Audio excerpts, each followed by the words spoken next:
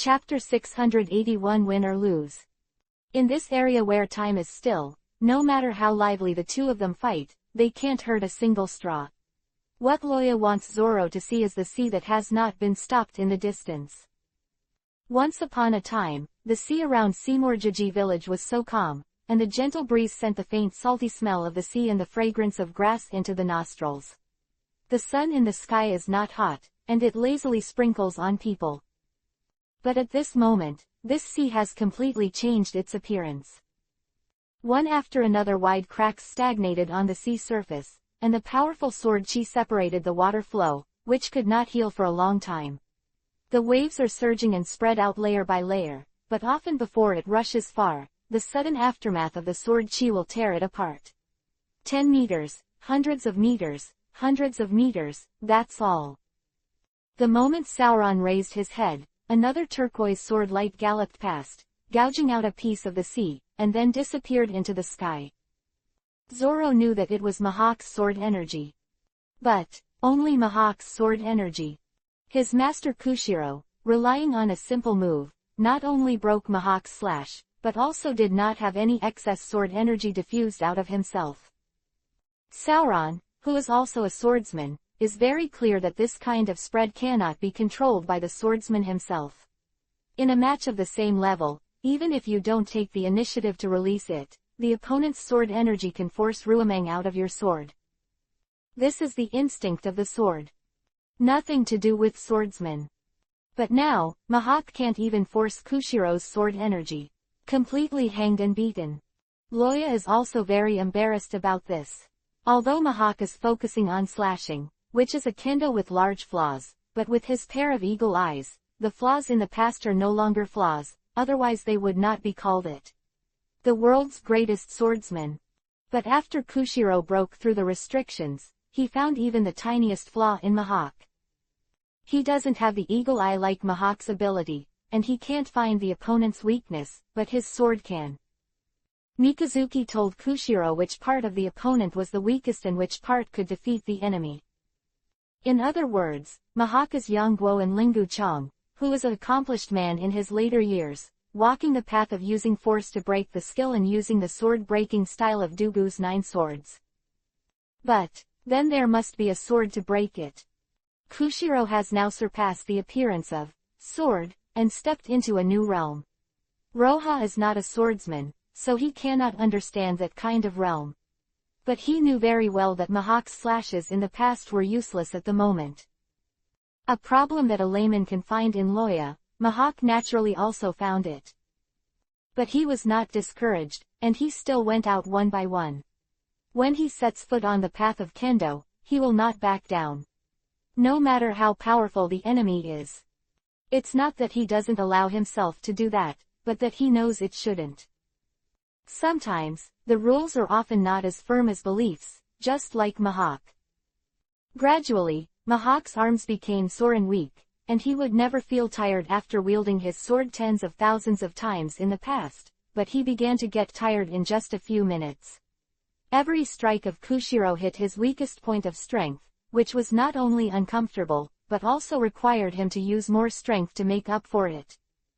Even as firm as Mihawk, there is a wonderful feeling in my heart at this moment. Looks like I'm going to lose. Defeat. When was the last defeat? By the way, the master was still alive at that time. You, distracted. Suddenly, Kushiro's icy gaze fell on Mihawk, and Mikazuki pulled out a phantom and slowly slid down on him. Laugh. Clang. The two figures changed positions in an instant, and Mihawk remained motionless in his slashing posture. And Kushiro slowly retracted the knife into the sheath, stroking his thumb on the cold back of the knife, and then... click. The tannin and the sheath came together, making a crisp sound. At the same time, a blood Jinchuriki column sputtered out of Mihawk's chest, the whole person's breath suddenly slumped, and he knelt on the ground with a thud. With his eyes half open, Mihawk could not see any decadence on his face, and his eagle-like eyes were still firm even if they were weak. Then he asked, "What state is this?" Kushiro frowned and thought, and after a long time gave the answer, "I don't know."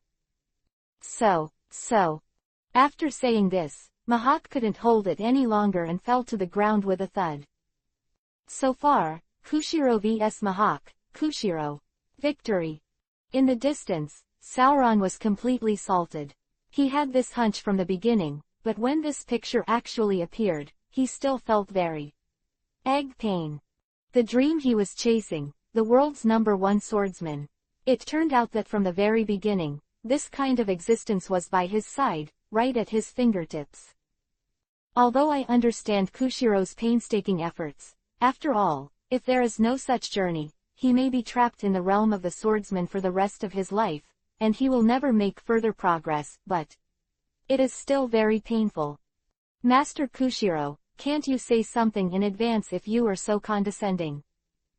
3 days later, Mahak, who woke up, didn't talk nonsense. He only left Loya with a must make an appointment, and turned to leave. Zoro hesitated for a moment, but chose to follow. Although Kushiro won and was stronger than Mahak, the swordsmanship that Mahak learned was undoubtedly more suitable for him. Step by step to this state, Zoro knew how to choose. In fact, this is also the reason why Kushiro has been hiding his strength from him. From the first day Zoro came here, he took out 2 wooden swords in the dojo, and inadvertently posed the standard 2 swordsmanship. Kushiro knew that Zoro was not suitable for his kendo. On the contrary, the slashing swordsmanship left by Antonio Dove is undoubtedly more suitable for this muscular idiot. He is the pines and cypresses on the green hills, so let him stay on the green hills. Watching Mahak leave in the coffin boat, Roha blew the tea stalk, smiled and said to Kushiro in front of him, "The next time we meet, maybe he has broken through that limit." "Yeah, he is indeed very strong and talented." Kushiro nodded and said with emotion, "Jujen has found a good apprentice." In this regard, Loya squinted at him and said helplessly, "This sentence, from the person who just defeated him, seems a bit inappropriate, right? The world's largest swordsman, Mr. Loya has really lifted me up. I am afraid that I can't make any waves in front of your excellency." After a battle with Hato's disciples, Kushiro untied the knot in his heart, and his words were no longer so gentle, but he refused to be thousands of miles away. After a pause, Kushiro asked curiously, "However, who is our opponent?" "Even Mr. Loya, you have to go to great lengths."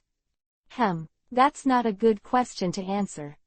After thinking for a while, Loya said solemnly, "The legendary ancient weapon, the King of Heaven. An extremely evil monster with only the idea of destroying the world in his heart."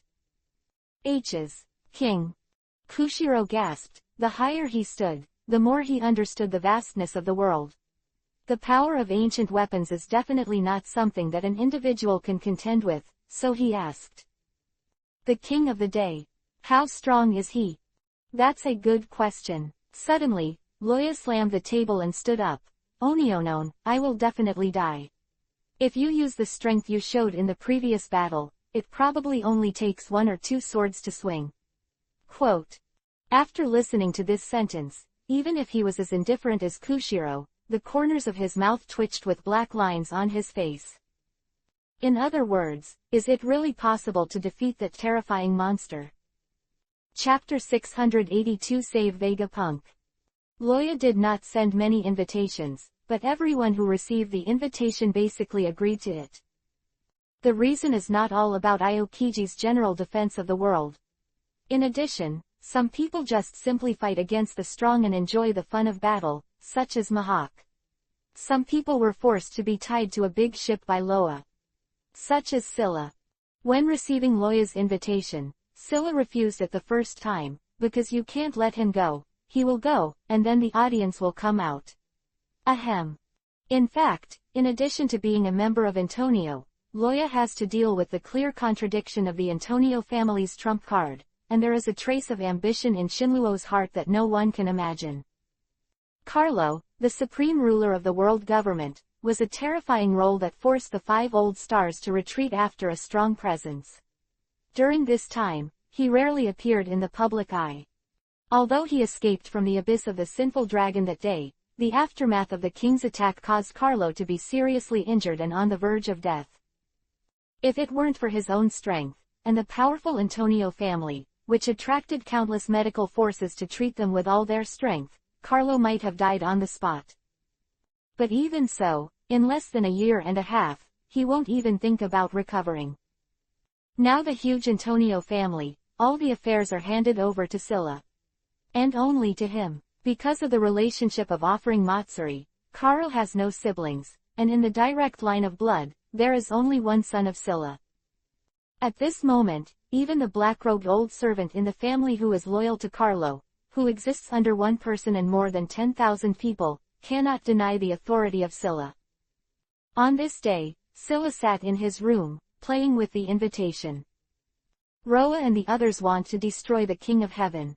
In order to protect the world, Scylla expressed understanding. That kind of powerful and uncontrollable force, leaving only hidden dangers. But what if they fail? Now in this world, the only thing Scylla is afraid of is Loa, who is also the King of Heaven, because only him, Scylla can't deal with it. In this era of great destruction when pirates are almost extinct, other forces such as the Navy, the Silencer Army, etc., as long as they are willing to pay the price, there is nothing that cannot be solved. If Loya and others fail, and he can control the king who woke up from a deep sleep in Carlo's mouth, then in this world, who else can stop him? At that time, isn't peace just a matter of one's own words? Shinluo is not a person who likes to gamble, just like Carlo called him back many years ago, but he insisted on staying in CP0 to continue to hone himself. Scylla will only make a choice if it is completely sure. It's just that the benefits this time are really too great. So big that Scylla will inevitably be moved. You don't have to worry about the fight. They need to come to Marijoya to enter the forbidden area. Even if I refuse to fight, it is absolutely safe. Closing his eyes, Scylla slowly started to think. Controlling the king requires a white knife and day, and opening the seal requires the dragon scale, and now these things are in his hands. So, to gamble, or not to gamble? Not knowing what to think, Shinluo suddenly said, "Bring Vegapunk over here." The black-robed old man walked out of the shadows as always, bowed to Scylla, and then disappeared again. After the Hades plan was terminated, Vegapunk reinvested in the development of pacifists, but now his days are much quieter, and he has free time for a drink every day. The reason is the change brought about by Loya. As a war machine, the reason and purpose of the pacifists' birth is to deal with the growing pirate force and the rebels similar to the Silencer Army. As one of the targets, the pirate forces have already disappeared under the methods of Loya Thunder. Often, before the world government notices, the undead army and the Navy headquarters will take action. Most of the supernovae that entered the New World while taking advantage of the chaos a few years ago are now lying in his laboratory, providing valuable material for the study of lineage factors. As a result, the world government's need for pacifists is no longer so urgent. Although it still needs powerful combat robots as a guarantee, it will not be taken seriously as a trump card as before, and it can save a lot of money. Didn't you see that the people of Tianlong need gold in the sky to guarantee the music every day? The landlord's house has no food surplus. Therefore, as the executor of the plan, Vegapunk naturally had a little free time to drink some wine and relax. It's just that Vegapunk's good mood was interrupted before half of today's rest time. "My lord wants to see you, come with me."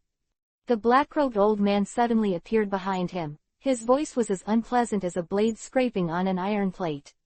The hand holding the wine glass paused slightly, and Vegapunk nodded indifferently and put down the wine glass. The reconstructed Marijoya was one size smaller than before, and it took the two of them only half the time to arrive at the door of Antonio's house. When Whitebeard slashed the Yuhi continent, it is estimated that he also had such a mind, and this Vegapunk would not dare to go deep into it. Anyway, the Tianlong people who were killed by the collapsed house. A bit too much. Teams of elite soldiers patrolled the streets, seemingly careless, but their fingers never took off the trigger. It seems that Carlo's serious injury has made the Antonio family very difficult recently. In this regard, Vegapunk sneered in his heart, but on the surface he did not reveal any strangeness.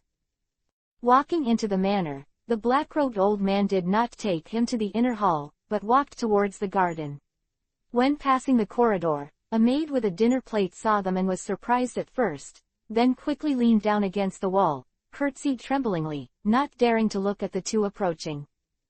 However, after passing by the maid a few meters away, the black-robed old man suddenly stopped, turned his head and asked, "What did Lord Shinluo just ask for?" "Yes," Silla-sama said, "let me prepare some refreshments." The maid was startled by the black-robed old man's question, but immediately raised her head to answer the question. Then, laugh. Vegapunk smelled a fishy smell on the tip of his nose, combined with the blood stain on the maid's neck. He already understood what happened. As if he had done something trivial, the black-robed old man did not speak, and continued to lead the way for Vegapunk. After they left, several guys who were hiding in the shadows jumped out. Two of them lifted the maid's body and moved them away quickly, while the rest took tools to clean up the blood. A group of people cooperated tacitly, and in just a few seconds, it was as if nothing had happened.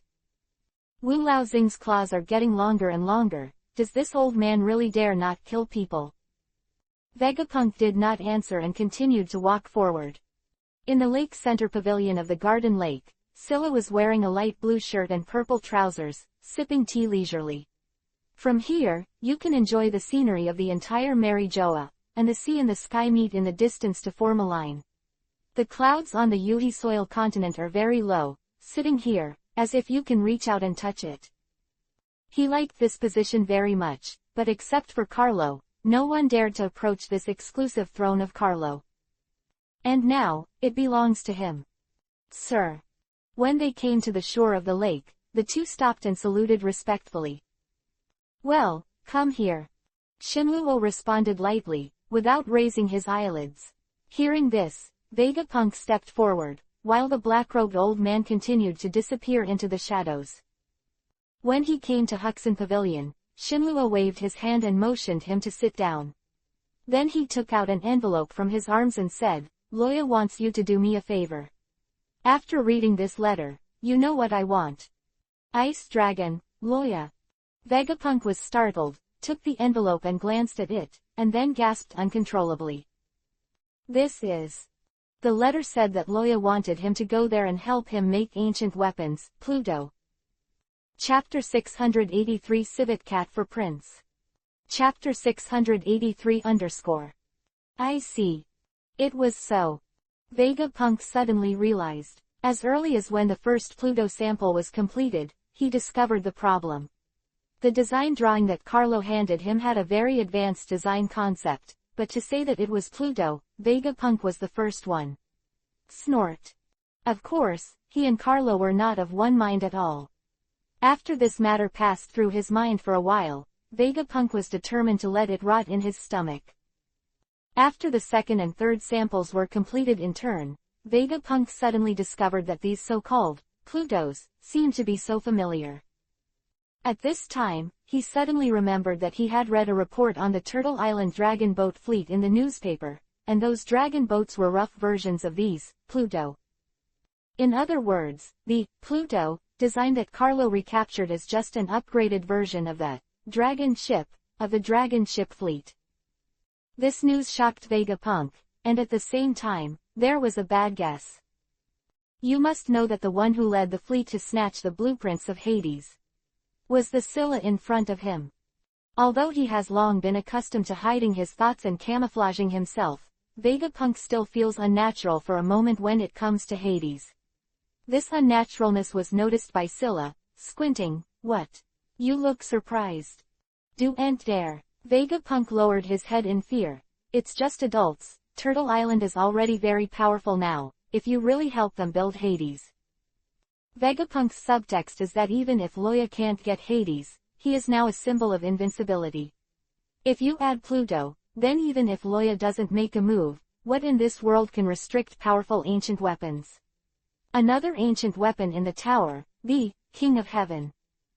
Build it, but not for him. Shinluo said coldly. The rune mark can protect your soul from being controlled by Roha. The power of ancient weapons cannot be controlled by him. This mark was left by Vegapunk when he trespassed in the forbidden area, and it was also the only mistake he made after lurking for many years. However, even though the master is armed with ancient weapons, Vegapunk does not think that the world government can withstand Loya's counterattack. What's wrong with this, he doesn't know, but he will know soon. Shinluo continued. You remember that after the master completed the design of Hades, he committed suicide and returned immediately, understand? Facing the controller of the rune, Vegapunk had no choice but to nod his head helplessly. Understood. When will I leave? You can do it anytime, you can do it yourself.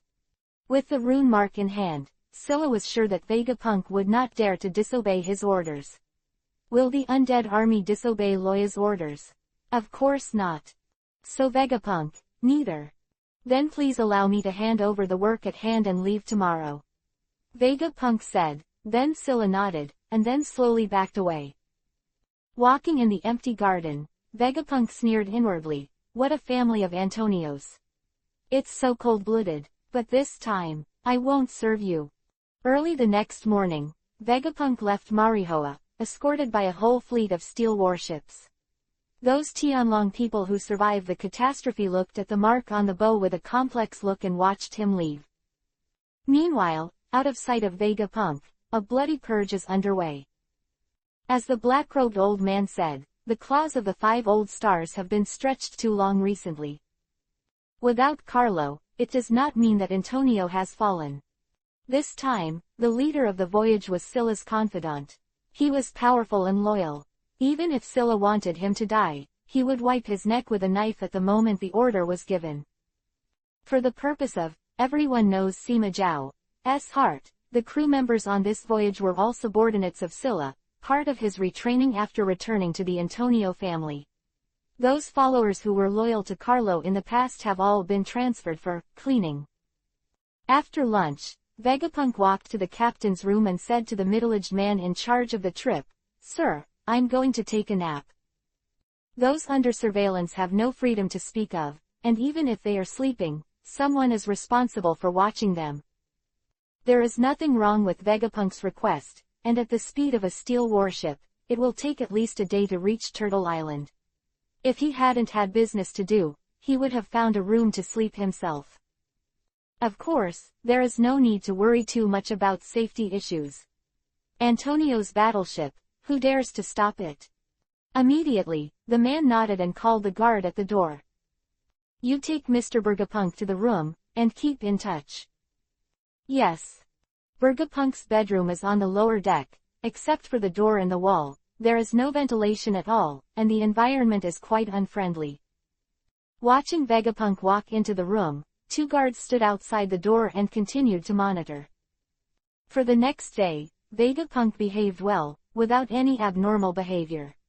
When the dragon boat from Turtle Island came to interrogate them, every crew member was relieved. As long as they arrive safely, even if they are ambushed on the way back, their families will not be implicated. Whether or not we can send Vegapunk, this problem must be serious. Long time no see, Mr. Vegapunk. Welcome to Turtle Island. Loya embraced him with open arms and gave him a warm welcome. Mr. Loya, long time no see. Vegapunk nodded, then asked with burning eyes, when do I start working? As long as you like it, you can do it anytime. Loya looked at the man in front of him, and then took him and his personal guards to the hinterland of Turtle Island. At the same time, on the ice field not far from Turtle Island, a camp of the undead army, Loya said the same thing to Vegapunk. Long time no see, Mr. Vegapunk. Vegapunk is obviously not adapted to the climate here, and even wearing a thick down jacket on his body makes Kiba fight. Hearing this, a wry smile appeared on his face. Yeah, it's been a long time. I really thank you this time, Mr. Loya. And, Mr. Dorag. In the corner of the hut, the leader of the Silencer army, Monkey D. Drago, drank hot tea silently, and sighed in relief after hearing the words. Hurry up, wait for him to react, I'm afraid he will go crazy. That's right, let's talk about Hades. Vegapunk's eyes flashed a scorching heat, and he said excitedly. This is not in a hurry. Loya smiled and took out a box. Before you start to build Hades, let's deal with the runes in your hand. I guess the order that Shinluo gave you. He committed suicide immediately after memorizing the blueprint of Hades. The Antonio family has a long tradition, and should have discovered the ability of runes to protect the soul. But, you don't want to die in such a daze, right? That's right. Vegapunk's eyes lit up, his breath a little heavier. Have you found a way to relieve it? I found it. It doesn't count as finding it. Loya opened the small box and took out a frozen scale. Although to outsiders, the aura on this scale is the same as his, but only Roha himself knows that this is a scale belonging to Ivy, which he found on the deserted island where, White Knife Day, was discovered.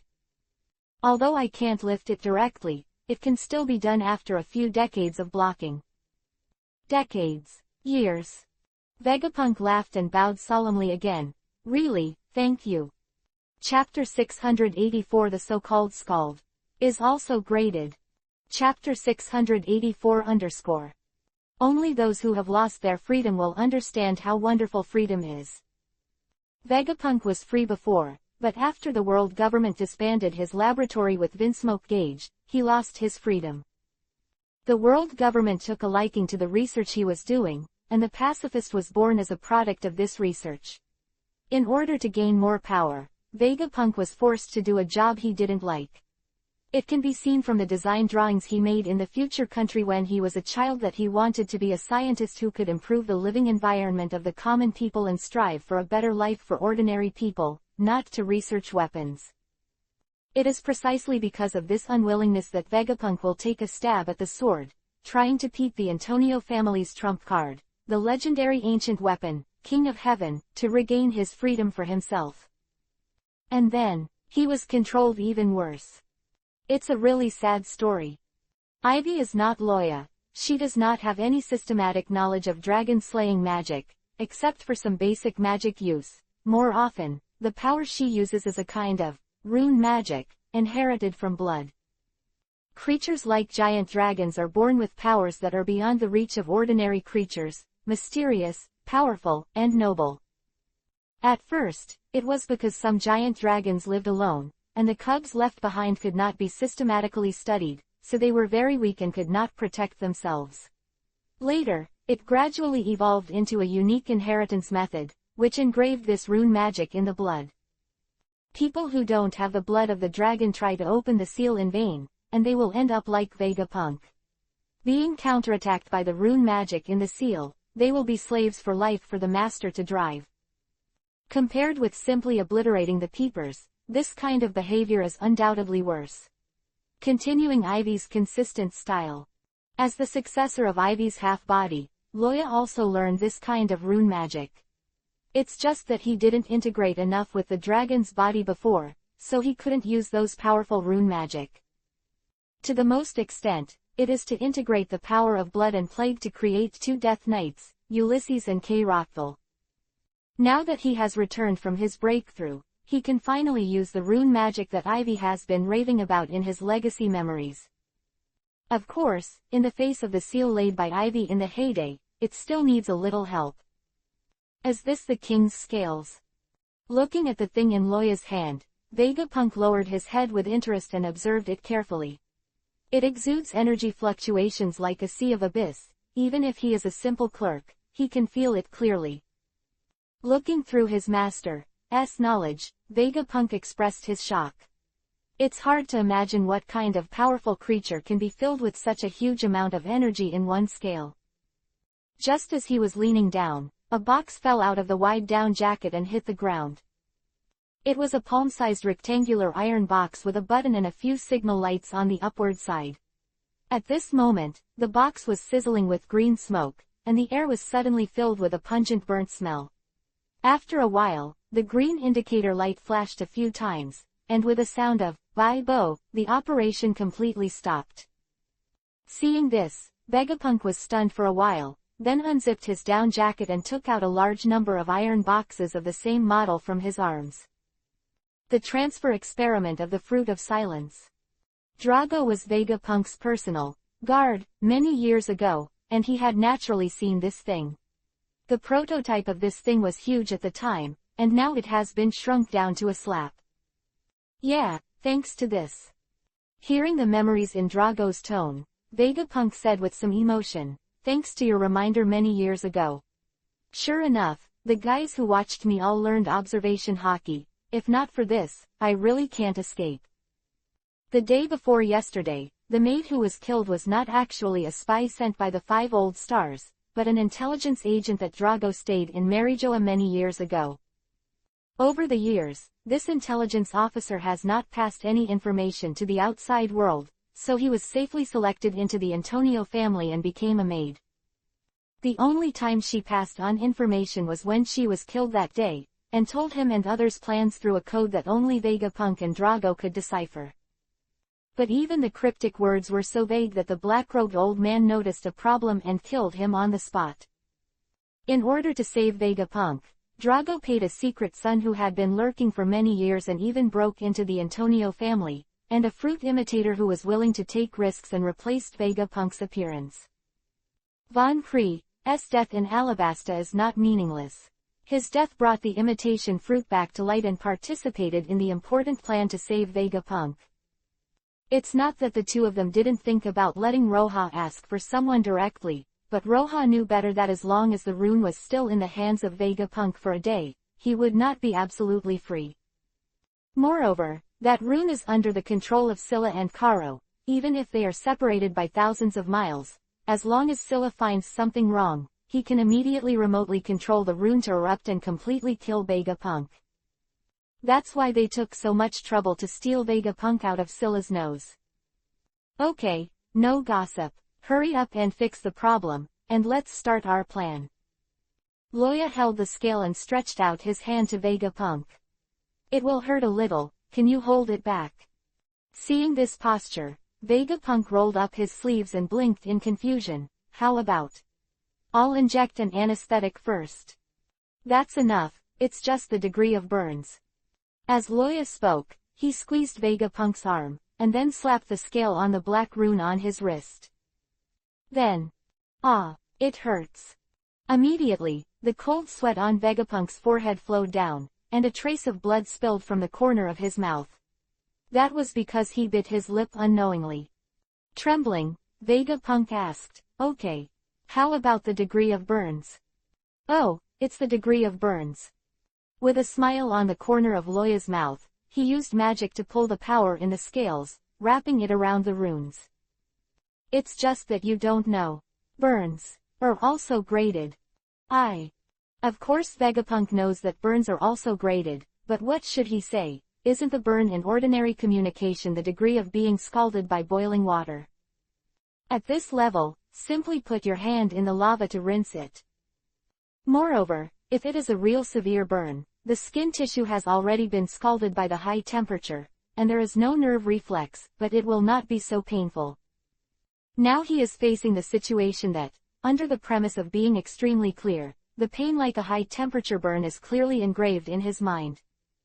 Vegapunk twitched the corners of his mouth speechlessly, wanting to say something, but suddenly rolled his eyes and lay down on the table.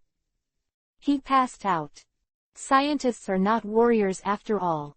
With this level of pain, let alone soldiers who have been baptized by war, even those pirates who are eager to enjoy can bite Kiba and persevere. But for a scientist like Vegapunk, his life is unbearable. Looking at the fainted Vegapunk, Drago shivered, and he didn't know if it was blown by the cold wind from the ice area. Chapter 685 Protect Me. As the handwriting of Ivy's heyday, the black rune is really incompetent with Loya's current strength to unravel it. But he skillfully used the scales left by Ivy before. Under the premise of keeping the bloodline and soul the same, the difficulty is undoubtedly reduced too much.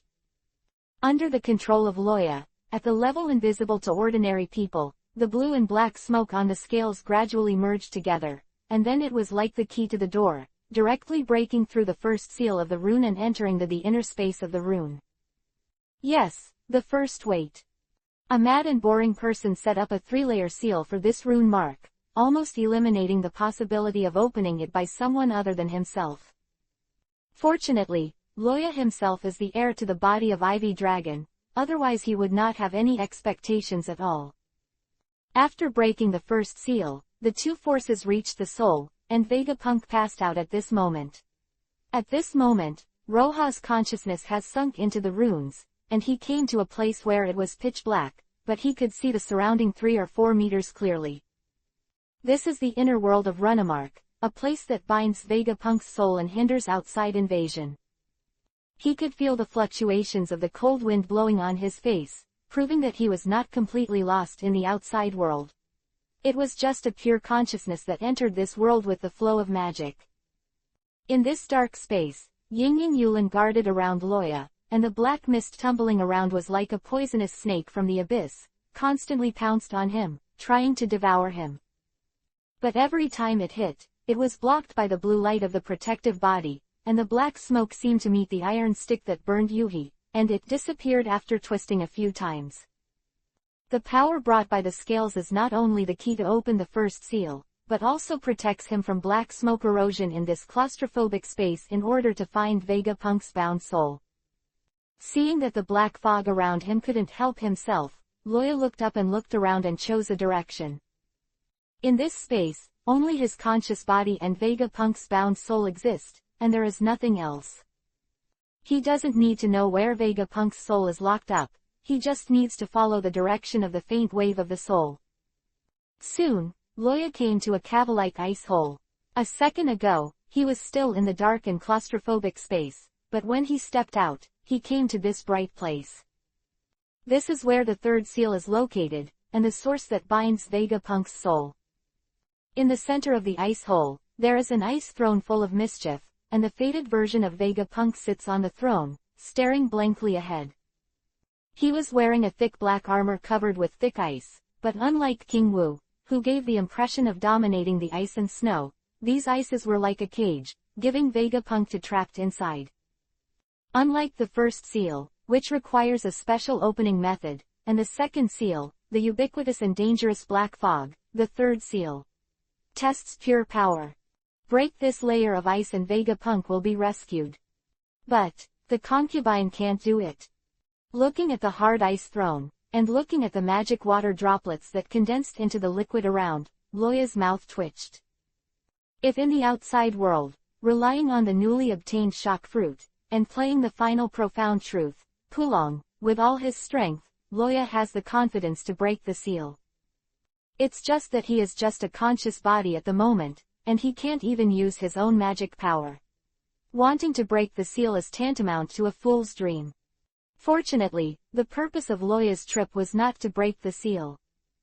Vegapunk was controlled by the runes, and the control remained in the hands of father and son Karo and Scylla.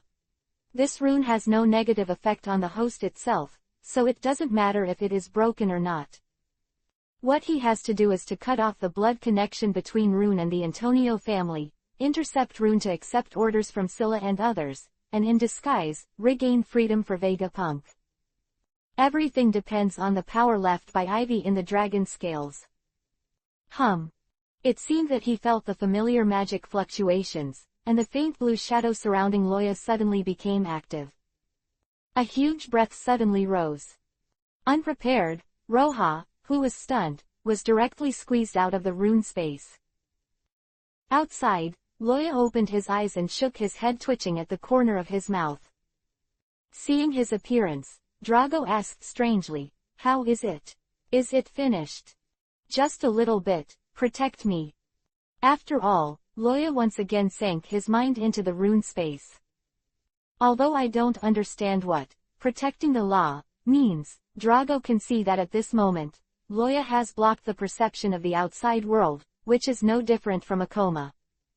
After thinking for a while, he stood up and raised his left and right hands to both sides, condensing a powerful storm force. Nature Hurricane Fruit. This is the power of Dorag. Invisible and intangible airflow gathered in the small room, blowing the furnishings in the room with a rustling sound. But don't look at this storm as very strong. Loya and Vegapunk in the center of the storm, but the jumpsuit Kakuzu did not float a little. After getting the hurricane fruit for many years, Drago knew the development and application of this fruit very well. Even if the violent hurricane around was enough to tear the steel, he still controlled it as he wanted. Wind Wall Hurricane Shield. This trick Loya has seen before, and it was used by Drago when he first met Drago. It's just that at this moment, this wind wall is more solid than before, giving people a sense of crisis like a sword blade sword. It is conceivable that if someone broke in at this moment, his fate must be very good. After arranging the hurricane shield, Drago looked at Loya solemnly. Even though he was much stronger at the moment, on Loya, Drago still felt the sense of crisis that made him palpitate. The King of Heaven. In the rune space, Loya appeared again in the third seal. The magic power ivy left on the scales continued to surround him, as if nothing happened just now. Magic has no self-consciousness, and without the controller of Loya, this is just a pure and powerful force.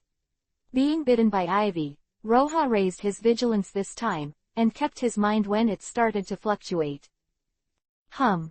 Sure enough, as the blue magic power became active, the huge breath appeared again. But this time, Luoya, who had been prepared for a long time, meditated and concentrated. It was a little difficult, but he successfully resisted it. But at this moment, with the emergence of this wave of fluctuations, he felt that his consciousness was muddy again. This is pure high-level energy repelling low-level energy, and has nothing to do with rune space. As the breath spread, a dark rune suddenly appeared on the top of Vegapunk's head, hanging over his head. Look at the shape, it is exactly the same as the one left on his wrist. This is it. Recalling his past experience of controlling rune magic, Roja frowned and focused his consciousness on the active magic around him. The blue magic power and the rune seal have the same origin, so why not Loya? So under his efforts, the blue magic force reluctantly obeyed the command, fluttering towards the black rune.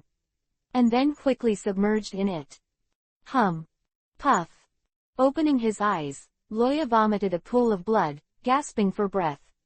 Drago didn't know what happened, but before Loya spoke, he still maintained the wind shield with all his heart. Under Roja's gaze, the rune on Vegapunk's hand made a sizzling sound like roasting meat, and he could vaguely smell a burnt stench. Even if he fell into a coma, he twitched in pain. The black smoke is slowly rising, but unlike the overflow under the previous filling, this time it is decomposing. Soon, the black smoke drifted away cleanly, and a blue light flowed on the rune, which was redrawn in the blink of an eye. At this point, Loya finally laughed. Get it done. Chapter 686 I won't take you to play. The method used by Loya is very simple. Since it can't be destroyed, then replace it. At least temporarily. The magic power in the dragon scales and the magic power in the rune seal have the same origin. Loya's existence is like a repairman, using this same energy to rebuild a false rune seal and cover it. His use of rune magic only comes from the one-sided knowledge of bloodline inheritance. Although Ivy himself is the same, but who makes people live for a long time? For the same seal rune, Loya could only rely on the dragon scale to take a chance and replace it reluctantly, and he had to always beware that the magic power left by Ivy did not deviate before he had a chance to replace it. And Ivy, with the experience accumulated over time, casually arranges it into a frozen throne, not to mention, a breath can make him hurt. Fortunately, with this ingenuity, he finally succeeded in replacing the original rune, allowing Vegapunk to temporarily get out of the controlled situation. For the time being, at least 20 years have passed. Before the magic power in the dragon scales can be dissipated, Loya is sure to completely remove this thing left by Ivy. Hearing Loya's voice, Drago breathed a sigh of relief and waved away the surrounding hurricane. Although Loya's state doesn't look very good, just based on the strength he has shown in the past, even if he is seriously injured, few people in this world can hurt him. Coming to the two of them, Drago glanced at Vegapunk, who kept twitching, and grinned. It seems that this experience will leave him a very unforgettable memory. It's not just memories. Loya also laughed. 5 minutes a day is guaranteed to be cool. Dorag. Although regaining freedom is a happy thing, but what is the reason for inexplicably beginning to sympathize with Vegapunk? Vegapunk is very important in the two's plan. Since the ancient weapon, Pluto, can be listed as the three ancient weapons with Ivy, its power should not be underestimated even if it is inferior to Ivy. Just like Loya's reason for looking for teammates, as long as it can help them a little in the battle, that's an excellent thing. Besides, Scylla's attitude is so obvious, even if it is just for the sake of the future, Pluto must be born. In this era of the awakening of the Sea King and the gathering of the kings of heaven, if there is no Pluto, wouldn't it be a lot less fun? After sympathizing with Vegapunk, Drago asked, "What should I do next?" "How to do what?" Loya smiled, and then snorted. "There is still a little time before Scylla finds out that the situation is wrong. You are ready. If you turn your face, it is best to control the disaster to a minimum." In preparation for this battle, although Drago is strong enough, Loya is not going to let him follow. Scylla had other thoughts, and the two naturally had to prepare for the next move. You must know that in order to defeat Ivy's half-body, Mary Joa's seal must be broken. As for whether they took the initiative to break it or Scylla fought back at the end of the day, the actual situation was the same. It will take time for Zaku to open up the illusion of replication, and before that, someone needs to preside over the overall situation. Dorag is undoubtedly the most suitable candidate. Hearing this, Drago nodded, turned and walked out. The anti-world government alliance is thriving, and it is more and more like a big power. If he wants to fully mobilize this huge organization, it will take a certain amount of time even for him. There is still a lot of time left. In the hinterland of Turtle Island, Loya's clone, along with the fruit imitator and Vegapunk's personal bodyguard, came to a thick door hidden deep underground. Looking at the door in front of him, Loya didn't rush to open it, turned to the monitor and said, "What are you waiting for? Please." The meaning of this sentence is to expel people. After all, it is about the ancient weapon, Pluto. I also understand that Loya will not allow too many people to know the details. The guard who watched Vegapunk was loyal. He didn't know that Scylla had given orders to Vegapunk in advance, thinking that if he left, Scylla would suffer losses. So, he pulled out the sword around his waist with his backhand and pointed the tip of the sword at Loya. "Sorry, Mr. Loya. The master asked me to follow Vegapunk at any time, please forgive me for not being able to leave." Loya looked at him so quietly, and after a few seconds, nodded. "Well, if you insist on doing it." There was a second breath of life in the man's arms. Of course it wasn't that he was pregnant, but that there was a phone bug hiding there. Loya knew that what they said at the moment had been heard by Shinluo on the other end of the phone bug. Since he was reluctant to speak, then, turning around, Loya fumbled a few times on the vault-like iron door and opened a series of complicated mechanisms. At the same time, a magic power poured into it, connecting a hidden safety device. PFF'd. White smoke spewed out from the upper, lower, left and right links of the door, and then only a click was heard, and the door bolt behind was removed. Next comes what can only be done with brute force: push the gate open. To a certain extent, Roha and Ivy have very similar personalities. The weight of this door is not light, and Roha put his palm on the door and slowly exerted force. When he opened the door, the Watcher was ready to be attacked. After all, no matter how Loya's words were understood, it was the rhythm of killing people.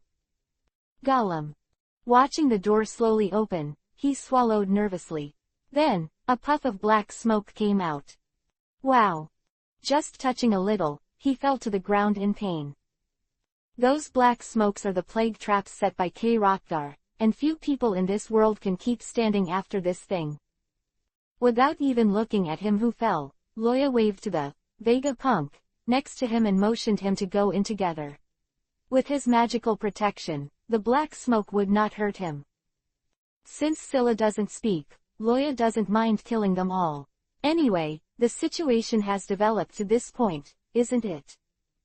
Holy Land, Mary Joa.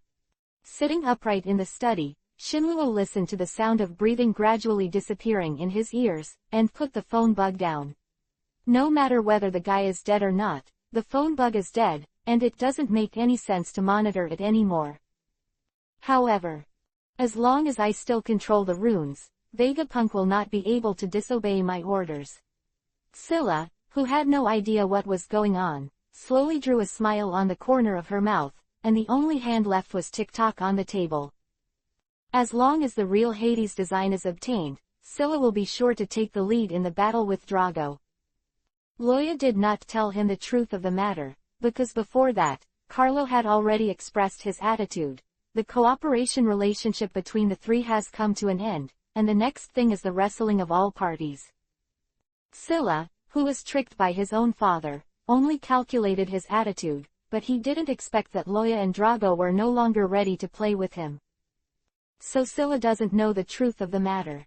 Like Carlo, he just thinks that the king is out of control. As long as Loya, the new king, fights the old king, and relays the rune mark for the victor, the Antonio family can rise again. And this time, he wants to make this turbulent world completely peaceful. Chapter 687 Righteous. After passing through the plague trap, Roja did not take Vegapunk to go further. Everyone is fake, why waste the time? After turning left and right a few times on the quiet path, the two stopped in front of an elevator. K-Rochdal had been waiting here for a long time, and when he saw Loya coming, he nodded and saluted. Lord Loya. Let's go back to the castle first. Yes. This elevator goes up to the dark building next to Loya's bedroom, and down to the escape cabin, which is the emergency passage designed by Loya himself during the reconstruction. Although he doesn't think this function has a chance to be used, but man, who doesn't have a snack at his secret base? The three returned to the castle. Vegapunk cancelled his fruit ability, and appeared in front of them in the image of a passerby-faced uncle. This person's name is Carol, an old subordinate who followed Drago's side when he betrayed the navy. The establishment and development of the Silencer army is a great contribution to this person. Now for Dorig's plan, he is willing to take the risk of pretending to be Vegapunk and dedicate himself to the great cause. You must know that although the imitation fruit can imitate the appearance of a person, the breath will not change much. Ordinary observation hockey can't detect it, but for observation hockey's powerful players, it can be easily seen. Not to mention a guy like Anilu, who can detect it a kilometer away. No one knows whether there is a strong man of that level on the ship escorting Vegapunk. Once exposed, there is only a dead end waiting for him.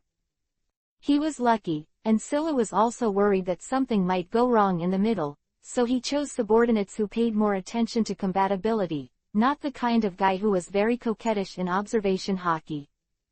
Click. The secret door of the dark building was opened, and Robin walked in with a dinner plate. The ship is ready, when will it leave? In Shinluo's eyes, as long as Vegapunk remembers Hades' design, he will commit suicide as planned, and then return to Marihoa under the protection of the rune mark. This process takes time, but never more than a week.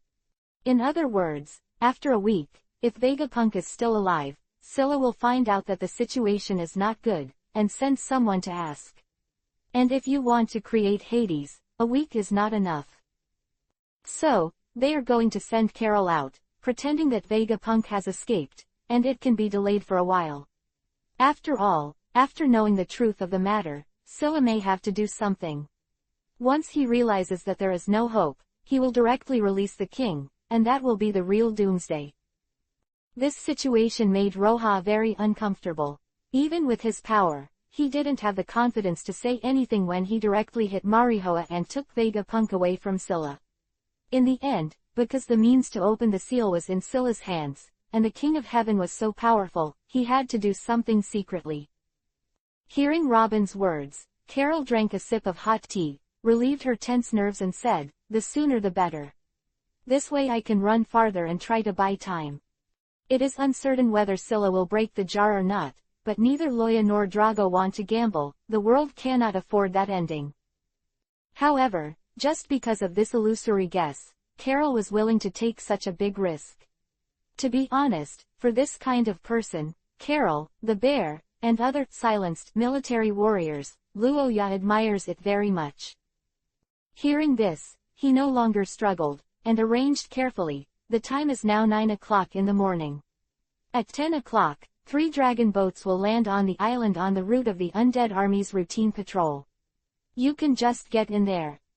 Under the command of K. Rockdale, the undead army has changed from a group of skeleton monsters that were not afraid of death into a well-trained army. Naturally, things like patrolling the sea and fighting pirates are the focus of attention. Turtle Island has never been secretive, and today's power does not need to be secretive, so most forces know the patrol time of Turtle Island. Let Carol go out with the patrol to minimize the chance of the other party finding out. Then, with the characteristics of the undead that do not eat, drink, or sleep, when Scylla reacts, the dragon boat ghost knows how far it has traveled. After a pause, Loya asked, "Will there be someone in your silence army to meet you? I think you have done a good job of keeping secrets in the past." In response, Carol shook his head with a wry smile. "It's now the Anti-World Government Alliance, Mr. Loya. Although our sphere of influence is larger than before, but... Loya blinked, then sighed. Knowing people, knowing faces, but not hearts, a force has grown bigger. These are all normal things. In the past, the Silencer army might be able to completely control the flow of internal intelligence, but the current anti-world government alliance does not have the cohesion of the past. It is even said that with the means of the world government, there may be many countries that have sneaked into the alliance as spies in the name of overthrowing the world government. This is something that cannot be avoided by any major force. If you want to develop, you must absorb fresh blood, and if you absorb fresh blood, there is a chance that someone will catch the loophole. At this point, the world government, Antonio, all the same. Except Turtle Island. Therefore, Carol could not get any help from the alliance on his escape route, and even said that he had to be careful to avoid being caught by spies. This time, I really want to thank Lord Loya for your help. If there is a chance, we will meet again. After pouring Yuhi tea in one sip, Carol let out a long sigh of relief and put down the teacup. Then I'll go and prepare first. After all, I'm running away, and I have to look like I'm running away. Okay, Graham Rockdale. Loya nodded and greeted. Rockdale immediately understood and walked out with Carol. Looking at his back, Loya was silent for a moment, and said to Robin beside him, "Do you think it would be a pity to die for such a person?" "Yes. Or regret it." Robin rolled up the hair by his ear and stared blankly ahead. "In the days when I was on the run, I heard about the Silencer army more than once. At that time, I thought all day, what kind of people would they be? If I go to them, will I get their help? What happened later? It looks like you didn't come into contact with them, right?" Loya smiled and asked with interest. "Yes, it's probably because I hid too well." Robin's face was a little more tired and melancholy, and only in front of Loya would she be so relaxed. "During that time, I was in various forces. Dealing with each other, human traffickers, pirates, casinos, fallen navy. In order to protect myself, I need to put on a mask every day for myself. It's really tiring to talk to people and talk to ghosts. Robin hides too well. Silencer is the army not hiding well." In the final analysis, Robin didn't have the time and energy to get in touch with a force that didn't know the depth. Thinking about her past life, Loya hugged her distressedly and put her chin on her forehead. "It won't happen in the future, everything has me." After thinking about it, Loya added in a firm tone, "There are people like Carol who don't need to die generously. Their spirit is certainly worthy of admiration, but this admiration is still good. Well, I believe you can do it." Robin did not reject this feeling of being protected, and whispered softly, "Because you are the strongest, ice dragon, Loya." Chapter 688 Shank's Persistence. When Carol quietly left Turtle Island with the patrol, an encounter began in the depths of the New World. The two sides in the war are famous big figures, the 4 emperors of the New World. Charlotte Ringling and Shanks. Others were not involved in this battle, and Jesus B.U., Katakuri and others could only watch from a distance. The level of the 4 emperors is higher than that of the generals, and the destructive power is even more amazing. Just spectating the battle is in danger of being killed, so how can you go in and help? Charlotte Lingling, after Loya helped her regain her body, coupled with Katakori's active surrender, has already stood in Loya's camp in disguise. It is true that there is an undeniable blood feud between the two sides.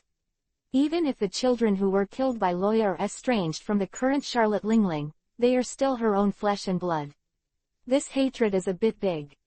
But after losing the influence of Carmelite, Charlotte Lingling, who has completely mastered herself, is very clear about the priorities of things, and is willing to put down her hatred and fight side by side with Loya. Yes, since Loya sent an invitation to Qingzi and others, as a more powerful New World Fourth Emperor, he naturally also received it.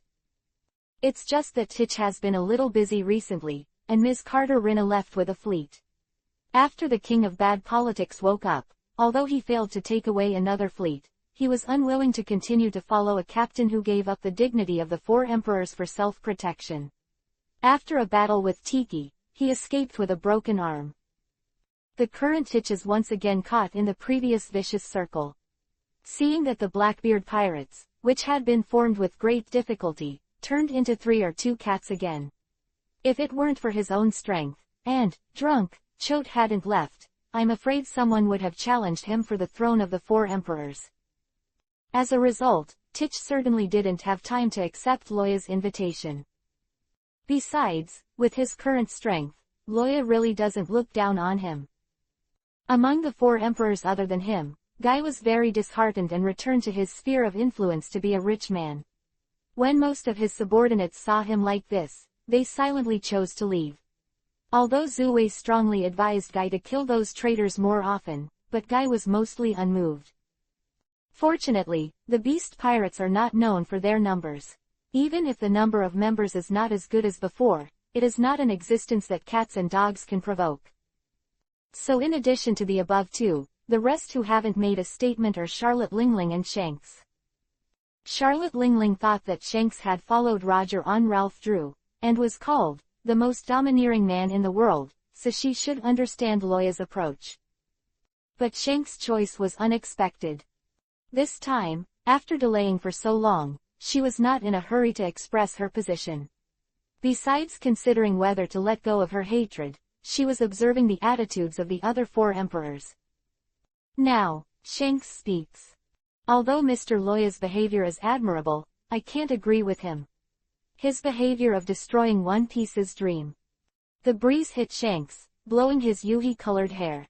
Facing Charlotte Lingling who came to test him, Shanks held Griffin with his backhand. People's dreams don't stop. Not now, not in the future. Nor. I talk to you about the life and death of the world, and you tell me this. At that moment, Charlotte Lingling said that she couldn't keep up with the other party's rhythm. Then seeing his expression, Charlotte Lingling understood. The other party is not only unwilling to help Loya fight against the king, but even wants to take this opportunity to rekindle the light of hope.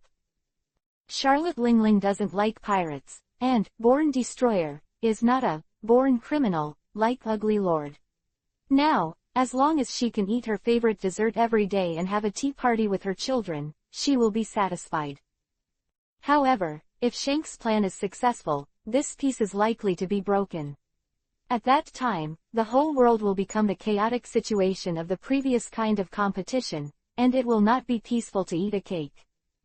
She doesn't know what Shanks' plan is, but she understands that Taoism and Taoism are mutually exclusive. It has nothing to do with Loya. The current Charlotte Lingling just simply wants to beat up Shanks and then let him die. Elbaf's gun, powerful country. Boom. The huge round Jinchuriki column-shaped force ripped apart the island and the sea, blasting a dent that was thousands of meters long. The mystery passed down from the kingdom of giants. Elbaf, once again showed terrible destructive power in the world. This move is so vicious that even Shanks is not sure to dodge it. Once he is hit, it is difficult to guarantee that he can deal with Charlotte Lingling's next attack. So Shanks chose hard resistance. After Charlotte Lingling released her skills, before she could breathe a sigh of relief, a figure ran on the sea in the distance and rushed over quickly. Shanks didn't learn the moon step in the sixth form of the Navy, but when his strength reached their level, it was difficult for him to affect the battle simply because of environmental factors. As a pirate, he sailed on the sea for a long time, and Shanks developed the move to run on the sea early. At this moment, his long hair was loose, and there was blood on the corner of his mouth.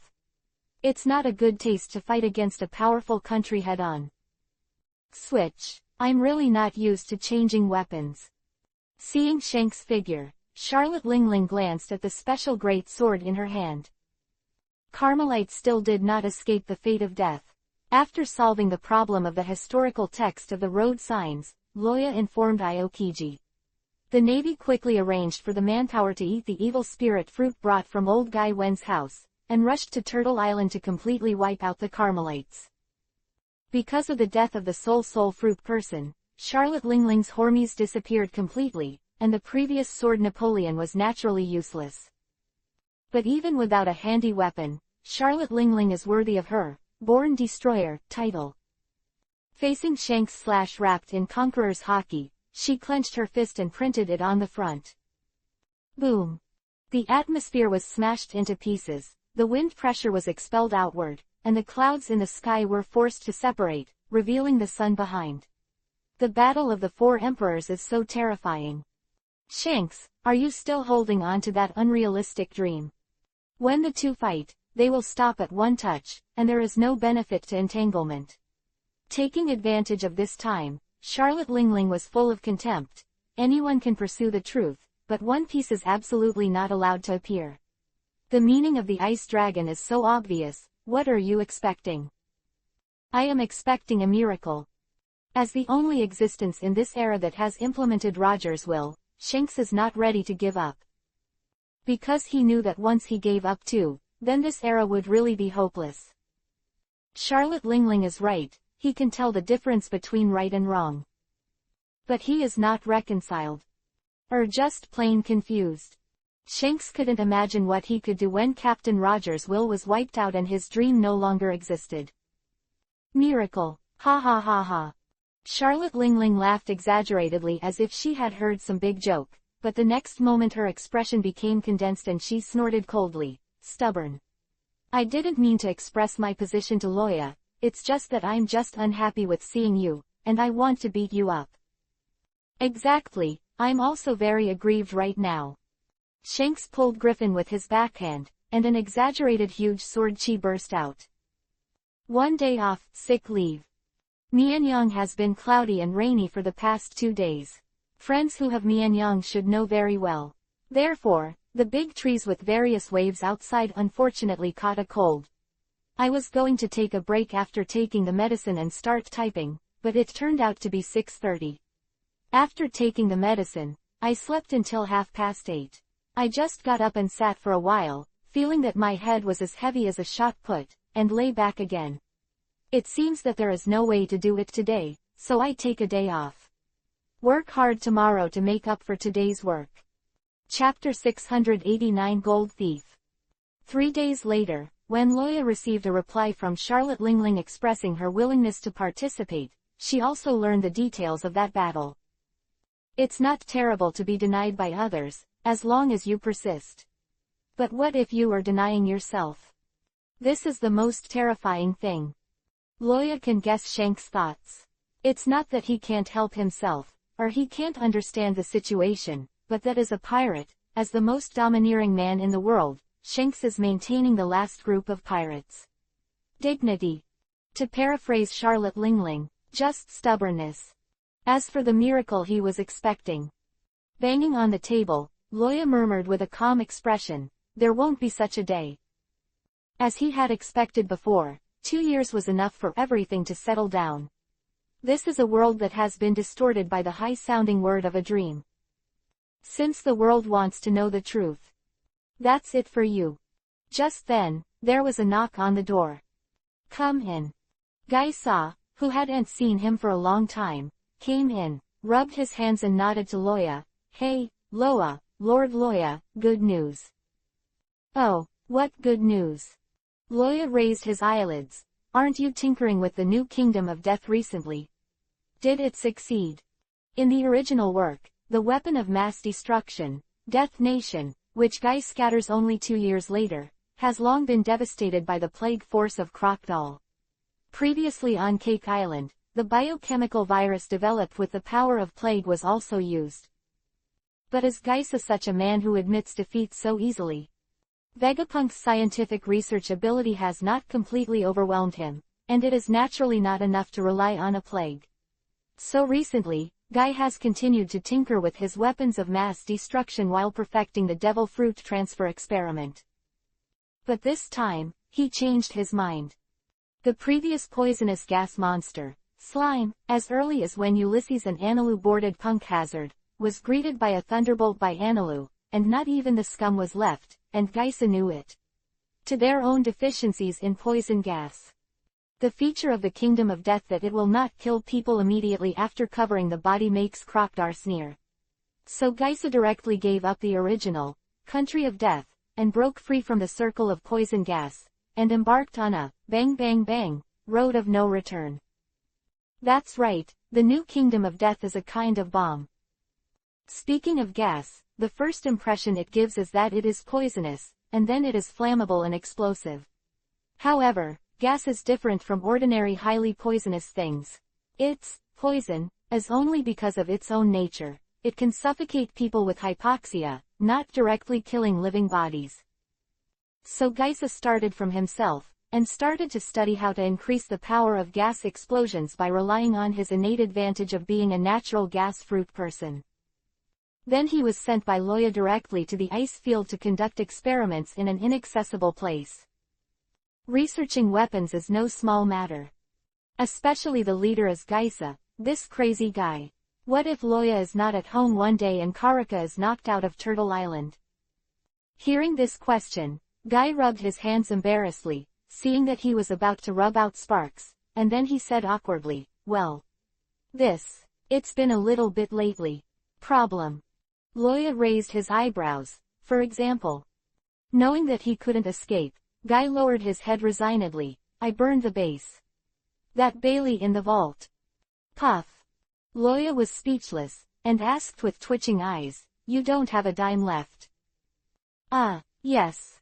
Seeing Guy's head hanging down, Loya finally knew why this guy who dared to defraud Charlotte Lingling for experimental funds was so cowardly. You must know that in order to express his attitude of supporting scientific development, Loya allocated a full 1 billion Bailey's research funds to him this year. Just simply making a bomb.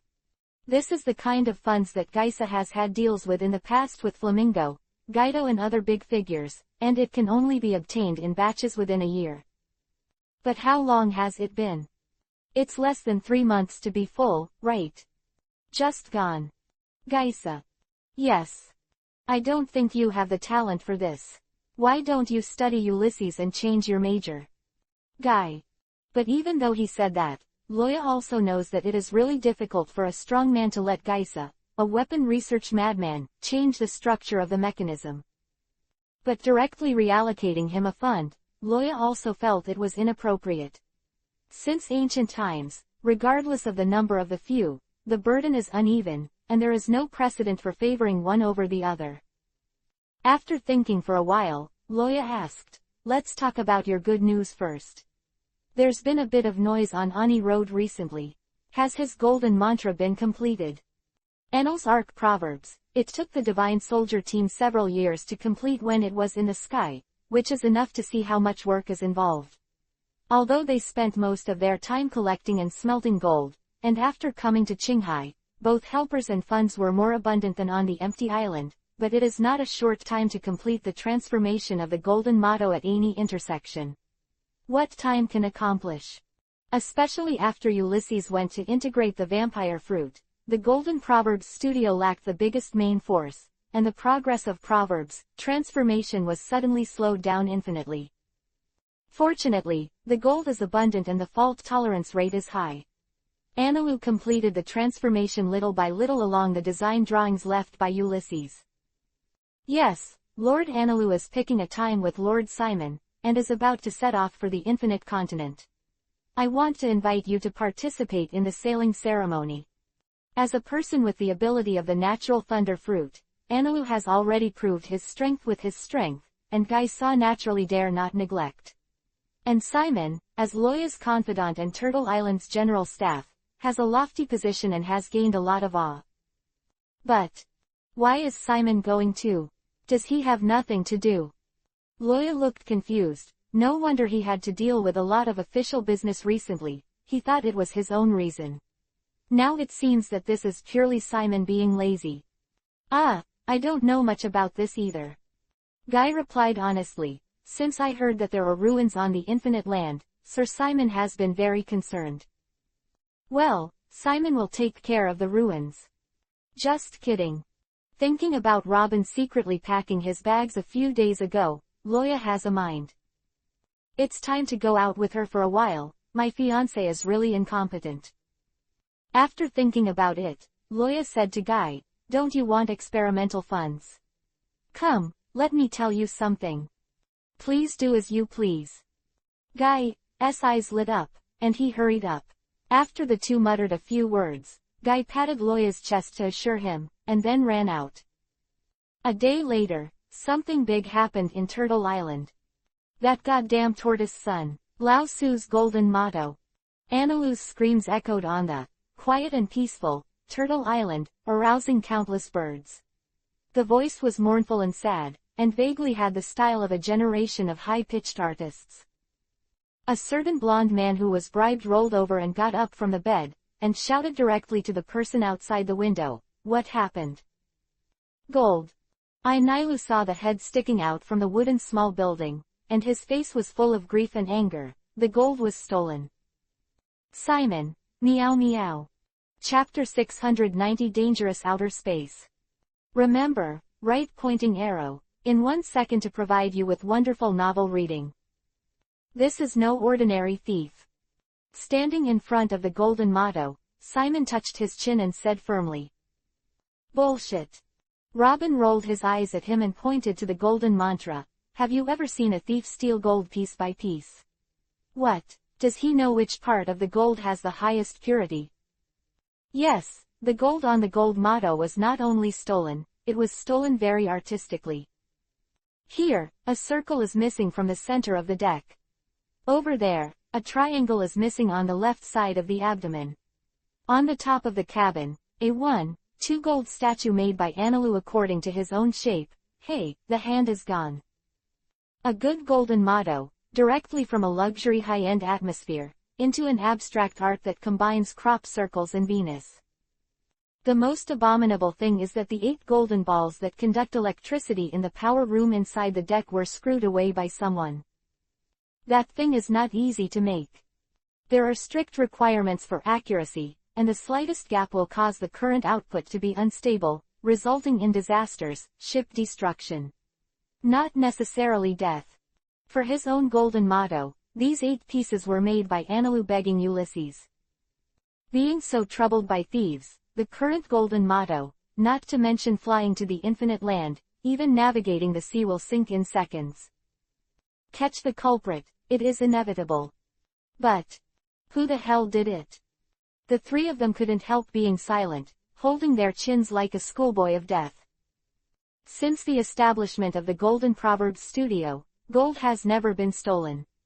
Not to mention Analu's identity in Turtle Island, his thunderfruit alone is enough to make most peeps back. Not to mention that this place is still Turtle Island, the emperor of the 4 emperors and 1 emperor, the Ice Dragon, Loya's territory. Who ate the bear heart and leopard dare to come here to steal? Are you the Tiondeki? Besides, observation hockey of Analu is no joke. As his lifeblood, he has basically slept in the studio during this time. Who can steal gold under the premise of his vigil? With this in mind, the 3 looked at each other and had a goal. On Turtle Island, there is only one person who can do this. What? I stole Enel's gold. Loya had just finished processing the documents and was about to eat, and looked at the 3 people in front of him speechlessly for a while. Enelu's heart network can clearly perceive the surroundings even when he is asleep, and there will be no one else except you. Robin held up his black-rimmed glasses and swore to reason. although your observation hockey is not enough to deceive him, you have ice dragon magic. I remember that Ulysses would use magic to hide his breath. If you don't look closely, you won't find it at all. Hello, even if I have that ability, what about the golden motto? Loya was not in a hurry, and retorted with great interest. There are 2 tons of gold lost in the golden proverbs, and it must be a lot of work to remove it. Even if I sneaked in last night and stole the gold out, it would be so big. Can't Enelu find the gap? Observation hockey is a kind of listening power, which is used to detect and predict, and does not have the ability to observe the shape and size of objects. But with the thunder fruit, Enelu's heart network is already a radar-like thing, which can judge the size of the object through the reflection of electromagnetic waves. Without so much gold, the golden motto began to leak, and the electromagnetic fluctuations in the entire space would inevitably change. Even if Loya did it, why didn't Enel find it? Robin choked for a while, and turned his inquiring eyes to Enelu. The latter nodded with a look of decay, indicating that he could really find the lack of gold. But the question arises again. Why didn't Enelu find out that the gold was missing the first time, so he had to wait until he woke up the next day? Eliminating the possibility of Enelu directing and acting, Simon touched his chin and said, "Enelu, I think you may have been drugged." Subconsciously clenching his bare arms, Enelu thought about going back to put on a coat. The corners of his mouth twitched. What's the situation? Relax. Since you woke up the next day and didn't find abnormal, it means that the other party just wants you to sleep over. After being stunned for a while, Simon calmly reassured him, thanks to him being a child of the Jinhu family, or else he really couldn't think of the word abnormal. Then Robin spoke and rubbed his eyebrows. That is to say, the other party first made Enelu fall asleep in some way, so as to avoid the gold being stolen and immediately discovered. In this way, their suspicion of Loya's evidence is not established. Because of the lack of Enelu's heart network, many people on this island can do such a thing. The most annoying thing is that there is no way to determine the motive. Let's check the port first. After thinking about it, Simon suggested, no matter who stole it, as long as he dares to take the gold out, he will definitely leave a trace. But in case, Nilu just wanted to say, in case it was really Loya's work, he had no reason to take the gold out of the island and sell it if he was not short of money. Simon, isn't this just fussing? In this regard, Simon gave a sympathetic look, and took Enelu, who was full of doubts, and walked out directly. Loya silently sent a silent expression to Geisa in the distance, then looked at Robin who was still clinging on, and said with a smile, "What are you still doing here? Stop talking nonsense." Robin rolled his eyes at him, pulled out the chair and sat down. "Tell me, what exactly do you want to do? What if there is no evidence? In the face of Loya, does Robin need those?" Hearing this, Loya smiled bitterly. "You know that Scylla will soon find out that the situation is wrong. I can't get away. Just wait a little longer, I'll go with you. With Enelu's fighting power and Simon's advice, what's the problem with me going to the archaeology?" Robin snorted unnaturally, knowing that Loya had guessed his little abacus. Suddenly, she looked at Loya curiously and asked, "Did you know something again, and didn't tell me?" This. Is there any danger up there?" Robin understood everything in an instant. His hands were crossed up on his chest, and a jade-white arm grew out of Loya's clothes, straightening his erratic head. The powerful dragon-killing magic in Loya's body allows him to ignore the influence of most devil fruits, and Robin can only use the fruit ability on his clothes. Sometimes it's not good for a wife to be too smart. Loya sighed helplessly and nodded. "Yes, it's very dangerous. I don't know if it was influenced by the mainstream of pirates in this world. There are space pirates outside the sky. Although in the title page story, the level of those space pirates is not enough for Enelu to fight alone, yes, but with Ivy's reminder, Loya is very clear that the world beyond the sky is much more dangerous than the Great Root.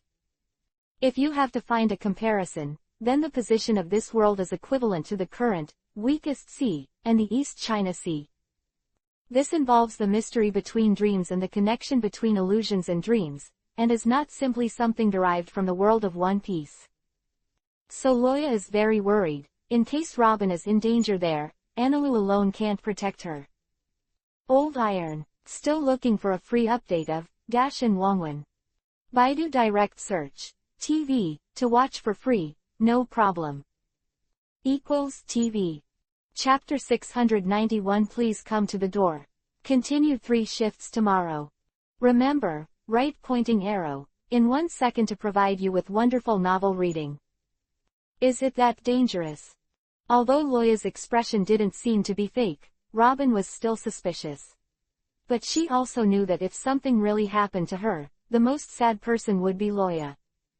With that in mind, Robin no longer insisted. Moreover, Loya also said, wait for him to go with him. Compared with Anilu and Simon, going out with his fiancé is more happier. So Robin nodded. Well, since you said so, then I'll wait. My wife is righteous. Loya raised her hand and shouted. HMPH, don't be too happy. Robin rolled his eyes at Loya, who looked like an old child. Tell me the truth, where did the stolen gold go? Anilu is so precious to his golden motto, although you are the boss, this time you have gone too far. The golden ship, Grantazoro, was dragged back by Anilu, and he directly handed over a large part to Loya. He himself has no special need for gold, and it is impossible for a strong person at this level to be short of money. The golden motto is his last effort for his identity as a god. Don't worry, how could I have done such a shameful thing? Hearing this, Loya was stunned and shook his head with a wry smile. Didn't you find it? After Ulysses went to fuse the vampire fruit, that guy Anilu added a lot of things to the golden motto without authorization. So what? Isn't the power enough? Robin knew what Loya meant. In fact, she was a little worried before and wanted to stop Anilu from getting sick. But when the illiterate Anilu took out the blueprints that Ratchet had left before his death, and brought Ulysses as a guarantee, swearing that these things were still within the load-bearing range, Robin didn't bother to care. Now listen to what Loya means. Seems like something is wrong. There's enough power, but that's gold. Loya didn't expect Robin to make such an obvious mistake, and sighed helplessly. The reason why there was no golden ship before was not only because the wealth was not revealed, and the pirates were generally poor. The main reason was that it is limited by the properties of gold. Quote. Gold's properties. Robin chewed these words slowly, and suddenly his eyes lit up. You mean hardness? That's right. So Robin understands. Although gold is a metal, it reminds people of the beating sound of bang bang bang, but the metal of gold is actually very soft. In fact, if it is the world on Earth where the gold manufacturing process is developed, this problem may not be so serious, because someone has already improved the hardness of gold through special technology, solved the design limitations of gold due to its soft characteristics, and significantly improves the fineness of the appearance of gold products. But in the world of One Piece, the gold manufacturing process is not so developed. So the gold here generally refers to pseudopure gold mixed with other miscellaneous materials. Then coincidence. The technique, thunder metallurgy, developed by Anilu Shanglei fruit can resmelt these impure pseudopure gold and increase the purity of the gold to an ultimate. It's beautiful and gorgeous, but it's also softer, and it's a silver-like wax tip. Originally, building according to the previous design drawings would not have these problems at all. The pit is a little bit in Anilu. Boring. During the time when Ulysses merged with the vampire fruit, I added a lot of unnecessary things to myself and added a lot of unnecessary things to the golden motto. If the current golden motto takes off directly, it is estimated that within a few minutes, the exaggerated weight of the motto made of pure gold will break itself. After listening to Loya's explanation, Robin was also afraid for a while. With Loya there, it wouldn't be life-threatening. It was the ship under her feet that broke, reminding her of a shipwreck she encountered when she was fleeing before. That time, Robin almost drowned in the sea. Silently holding up Loya's teacup, Robin calmed down and said, so you let someone steal the excess gold and keep the weight of the golden motto within a safe range. Yeah, I'm really not that kind of person. Loya complained aggrievedly, expressing grievance for the previous 3 people's doubts about their behavior. Hee, I believe you have a ghost. Robin looked disdainful, and then said, you know that there is a lot of gold left in the Golden Proverbs studio. Even if the culprit is stolen this time, Annaloo will continue to create the golden proverbs. And then are you going to steal again with the same rhetoric? Gollum. Looks like it was discovered. Loya's surface is calm, and the cold sweat drips from her back. In this way, you can not only delay our sailing date and have plenty of time to deal with the troubles over Scylla, but you can also take this opportunity to not open the troublesome and dying king's crown, and directly give allocating funds to a department that lacks funds. Robin's tone became more and more determined, with a smile on his face. As for the future, before Annaloo finds out that the situation is not right, you can steal it twice at least. Looking at Simon's attitude, he does not intend to get involved in this troublesome matter. If I feel guilty about hiding something from you, if I stay neutral, you can get rich. No, you can't say that. Snapped. Robin slapped the table with a slap on the table, smiling like a flower. You dare to hide your private money. At some point, a woman's intuition is so sensitive that it's as powerful as Loya to sweat. And some women's unique talents don't discriminate between races, national boundaries, and even different planes. Does Loya need money? Need. Everything on Turtle Island costs money, but fortunately, the Legion of the Undead does not have to eat, drink and laza, which saves him a lot of money. And is there a way to make money in Turtle Island? Yes and no. In the past, they all robbed the funds. Cough. They are all sponsored by others, and they are the largest source of funds for Turtle Island. But in addition, Turtle Island does not participate in commerce, and does not sell goods. Those poor people in Garantazoro and the residents of Ice Cream Island have little oil and water, and Loya is too lazy to levy taxes. In this way, apart from the robbery pirates, there are not many pirates who can rob them now, and Turtle Island, which has no source of income, can properly sit and eat. With Simon, the think tank of the Golden Fox family by his side, of course he would not tolerate the situation developing to the point where he could not afford to maintain weapons and equipment. He set strict rules for capital scheduling for Turtle Island early, even Loya was no exception. It is even said that because he is the owner of this island, he needs to lead by example even more. And then, Loya has no money, no pocket money. Loya, who hasn't calculated something so carefully for a long time, expressed that it was very uncomfortable. His wife is too smart, which is really not a good thing. But fortunately, soon he was not so uncomfortable. Dong dong dong. Come in. Guy Samai, who had a bruised nose and a bandage on his face, walked in with an awkward posture and said to Loya, Lord Loya, there is news from the commander of K. Rockdale that there is something moving on Mary Joa's side. It's not that he's in a better mood so he doesn't feel bad, but that trouble finally comes to the door. Old Iron, still looking for a free update of Gashin Wongwon. Baidu Direct Search. TV, to watch for free, no problem. TV. Chapter 692 Doubt of Scylla. Guy Saw is also a ruthless man. After knowing that he can't stop Annaloo's revenge, he gave the gold directly to the black market with a ruthless heart. Swallowing such a large sum of gold is not easy for the bigwigs in the dark world. If it is an ordinary person, the price may be suppressed. But looking at Loya's face, they only ate up all the gold with less than 10% of the bid. What Annaloo needs is gold, not Bailey. Not to mention that these Baileys, which have been suppressed by 10%, are not enough to buy back all the gold that was sold. After that, Guy took a bite of kiba, ordered several high-end experimental equipment and a lot of raw materials in full, and spent a lot of money on Bailey. By the time Annaloo found out Guy was on his head with a difficult investigation alone, his gold had been turned into experimental equipment. This pissed off Annaloo. Anyway, after so long, Guy's injuries haven't been healed yet. As soon as he opened his mouth, 2 doors were missing, and Kiba's mouth was leaking. Well, I see. Resisting ignoring Guy's resentful eyes, Loya got up and left the office. The construction of Pluto is very important, and it is not easy to rely on Drago to watch Loya, so Rochdal was sent to the ice field to protect the construction of Pluto with Drago. In addition, I can monitor Marihoa's movements. This time he sent back the news that the steel battleship of the Antonio family passed by the ice cream town. Scylla didn't want to hide his whereabouts, opened the flag to tell the world, and led the fleet to Turtle Island. Fight, definitely dare not fight.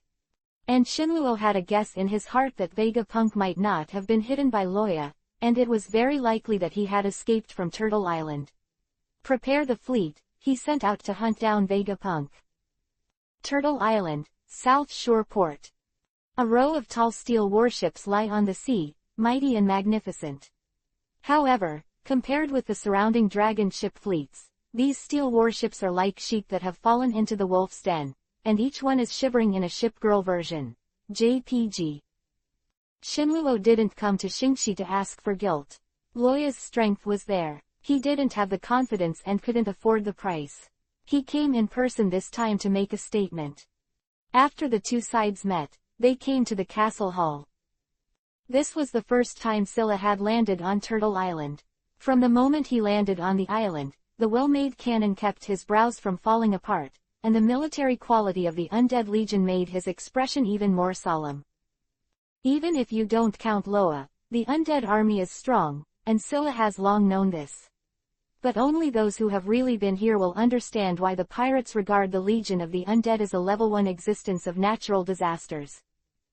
Except for the high-end, or the number of high-end powerhouses who have just touched the threshold of the general's strength, Scylla was surprised to find that if the two sides really went to war, he would have no advantage at all. The existence of Loya has provided Turtle Island with development time for too long. For a long time, the undead army has truly risen. It is not a big force, but it has a top war ability that no big force can match. After drinking a sip of tea, Scylla calmed down and asked, "Where's Vegapunk? Are you still here?" Scylla didn't believe that with Vegapunk's memory, he would not have remembered Hades' blueprint for so long. And he didn't believe that Roha would have that ability, and deliberately concealed some of the design drawings, allowing Vegapunk to cross the river by feeling the stones. If there is a problem with the construction due to the concealed part, who is it? That is an ancient weapon that has not appeared in 800 years. Worst warship ever. Facing Scylla's question, Loa raised a finger and said while shaking, "You may not believe it when you say it, I'm looking for him too." Oh, such a coincidence. Scylla was very calm and continued drinking tea. "Can you tell me what happened?" A few days ago, Shinluo sensed something was wrong, and decisively ordered Vegapunk to commit suicide through the rune mark. However, after waiting for 2 days, Vegapunk's soul did not return to the dragon scale. Then, Scylla once again issued an order to let the rune burst to kill Vegapunk. This time something came back, but it was only a part of Vegapunk's soul energy, and Scylla didn't wait for it. When you see it clearly, it dissipates. That was a part of the soul energy left by the rune imprint in the body of Vegapunk in the past, and it could not be regarded as a real soul. The two failures made Scylla finally serious. His greatest grasp was the rune mark. As long as this thing was in hand, it was impossible for Vegapunk to break away from the control of the Antonio family. But now he has failed, and something unpredictable has happened that has freed Vegapunk from the control of the Antonio family. So far, Scylla never imagined that Loya had moved his hands and feet. After all, the other party is also the King of Heaven, so it is not surprising that there is any way to solve the rune mark. But what he couldn't understand was, why did Loya do this? Also, where is Vegapunk? These two questions were placed in front of Scylla, and they were puzzled, so they came to visit this time. Well, actually I don't know why. Loya smiled and moved out the prepared script. You know, I can't understand the design of Hades, otherwise I wouldn't borrow Vegapunk from you. In order to complete the construction, I will naturally try my best to meet his requirements. This is natural. You must know that when Scylla thought that he had really recaptured the design of Hades, in that underground shipyard, Vegapunk was a big deal. Even in the face of the power of the Antonio family, the highest-ranking figure in the world government, the confidant of Antonio Carlo. The old man in black robe, Vegapunk's request has never been perfunctory. No one can bear the responsibility for the failure of Pluto's construction. Under the premise that he can't understand it, Vegapunk will of course satisfy what he asks. Then 2 days ago, the guy said that the power source of Hades is not something we can manufacture here. The other equipment and materials he needs are in the base of the future country. Future country. Scylla frowned. Isn't it taken over by the world government? Huh. No, nothing, please continue. What Scylla wanted to say was that if Vegapunk wanted to escape, he would definitely not choose a place under the surveillance of the world government. As the birthplace of Vegapunk, his experimental base was sealed and naturally exposed to the eyes of the world government around the clock. But these words can't be pointed out. After all, he and Loya are still superficial allies at the moment. He said he had a secret warehouse under that base, and some things he thought were dangerous happened to coincide with Hades' blueprint, so. Having said this, Loya shrugged. Then I will let people went with him. And then he disappeared. Scylla touched her chin, wondering what she was thinking. From the first impression, he suspected that Roja was interfering with it, helping Vegapunk escape from his sight, and destroying the rune mark, so that he was no longer under the control of the Antonio family. But, it's that Vegapunk after all. Halo stone warships, laser weapons, pacifists, artificial devil fruit transfer experiments, life evolution diagrams, lineage factors. Which of these things can the current scientific community be able to explain? In case, Vegapunk really has a way to break the rune mark long ago, and if he has been holding back, it seems that it is not impossible. Chapter 693 Pluto is under construction. Remember, right pointing arrow, in 1 second to provide you with wonderful novel reading. This knowledge of Scylla came from the surprise that Vegapunk brought him in the past.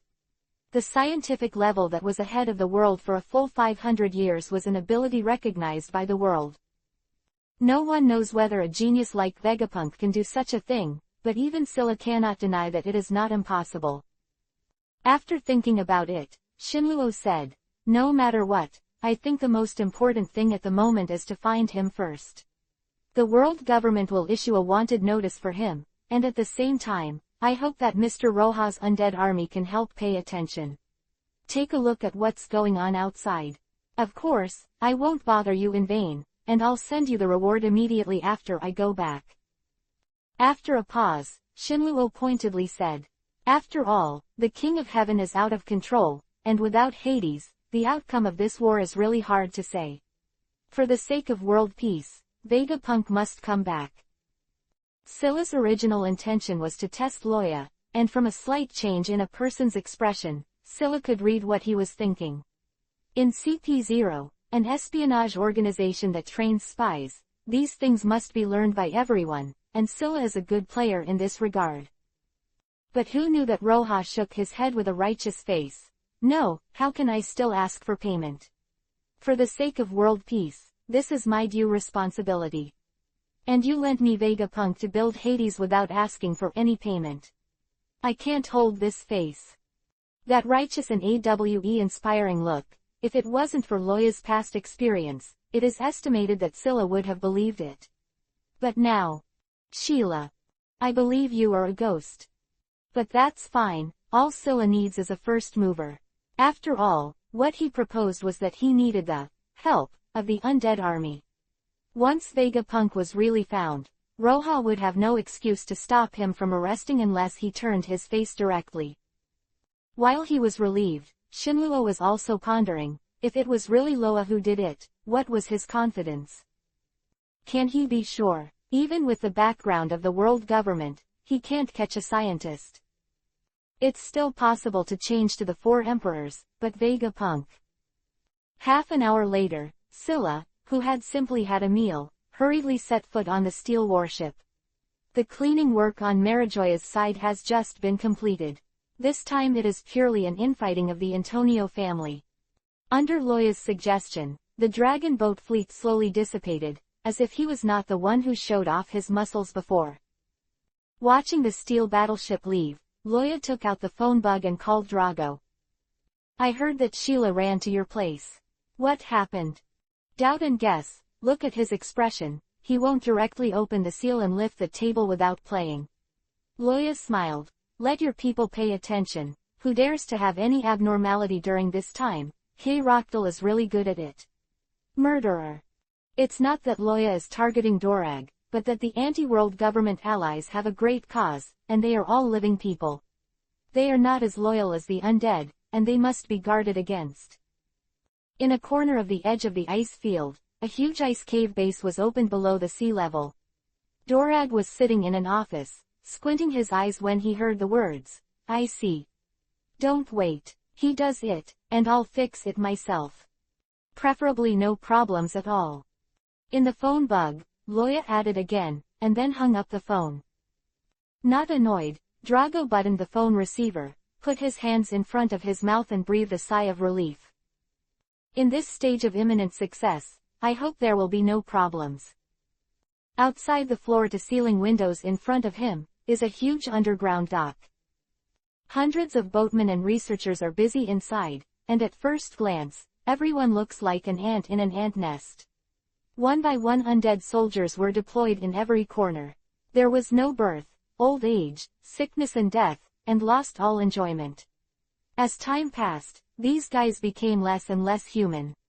Under the training of K-Rochdal, the current undead army is a huge war weapon, powerful, cold and ruthless. Recalling what the villains on the sea called the undead army, Drago pulled out an inexplicable extent from the corner of his mouth, the natural disaster. The undead natural disaster. The natural disaster army. At this moment, the sound of pattering footsteps sounded behind him, and there was only one guy who could enter this office and was not alive. Commander Rockdale, are you satisfied with the material Vegapunk this time?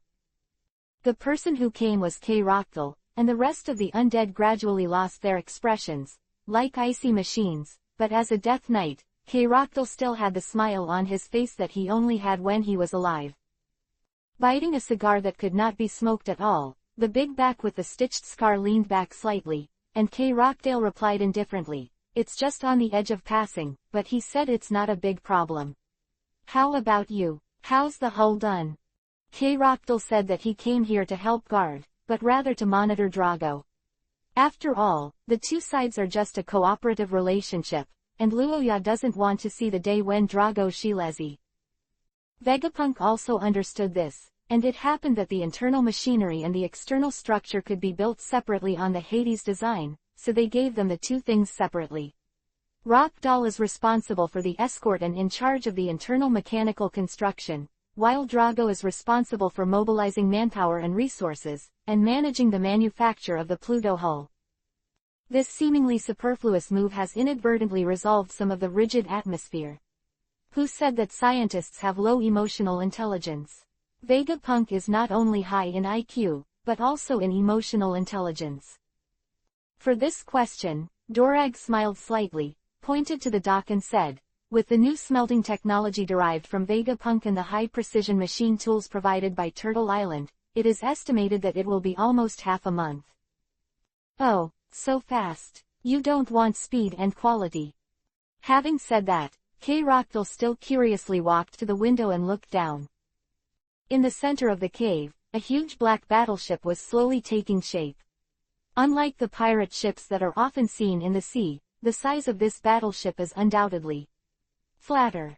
The armor is still being gradually installed around the keel area, and the upper half is empty. So from the front, it looks like a huge black discus floating in the middle of the opened lake.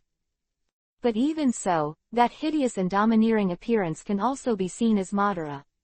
The armor on the ship is attached according to a special combination, like dragon scales, giving people a sharp and sturdy sense of sight. This is a powerful battleship that symbolizes death. Once born, it will not only bring shock to the world. Every piece of armor will be installed only after I personally inspect it and pass the test. This period of time has made me very tired. Drago didn't reply. He still knew very well the character of Rockdale. It is only necessary to state the facts, and there is nothing Crocdar can say.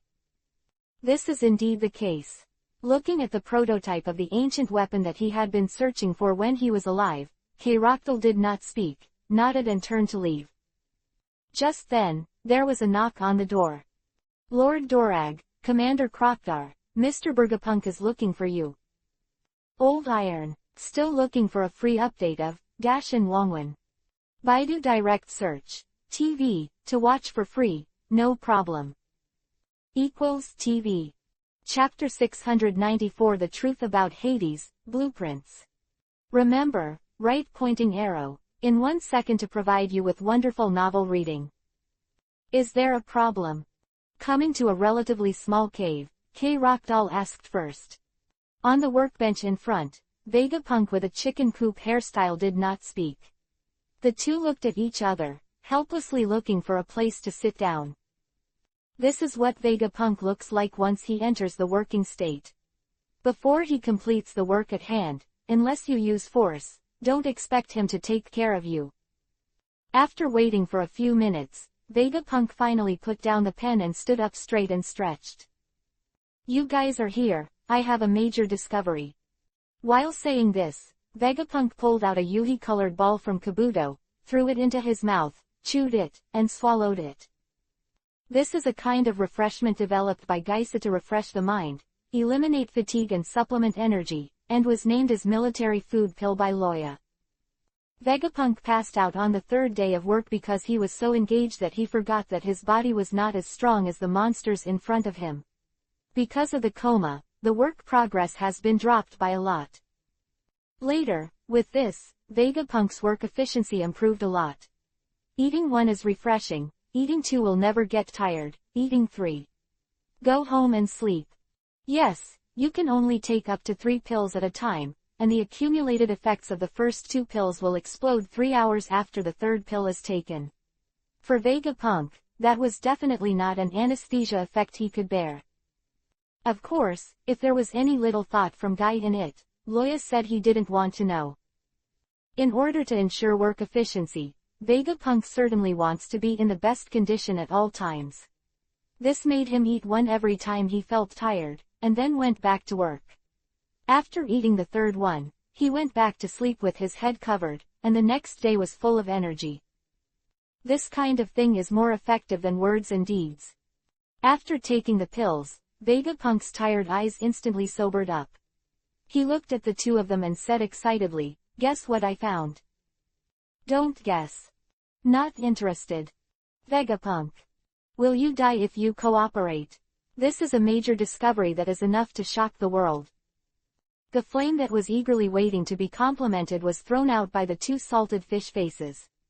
Vegapunk resisted the urge to vomit blood, tried to slow down his tone, and said with a twitching mouth, "The reason why you come together is because this is everyone. Everyone has the right to know about it."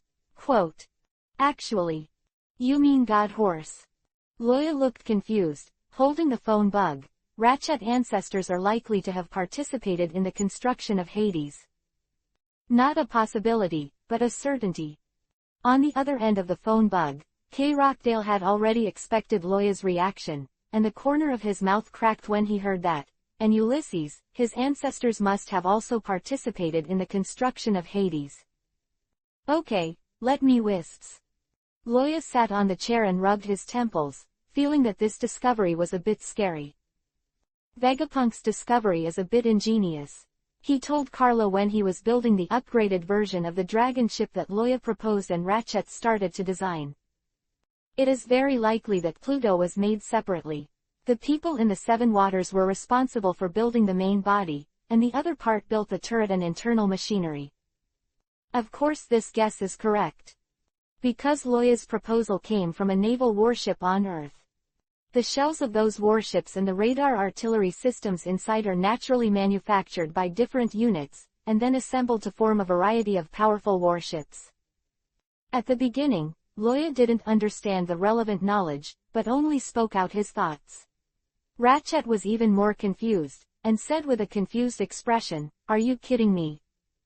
So the only blueprint left is the outer shell, which makes Vegapunk misunderstood. In the end, I didn't expect this sentence to be true. The real ancient weapon Pluto was indeed made separately. The boatmen of the Seven Waters are responsible for the main body of the ship, and there are another group of people who are responsible for creating the power system, defense system and most importantly, the legendary firepower system that bombarded an island with one cannon.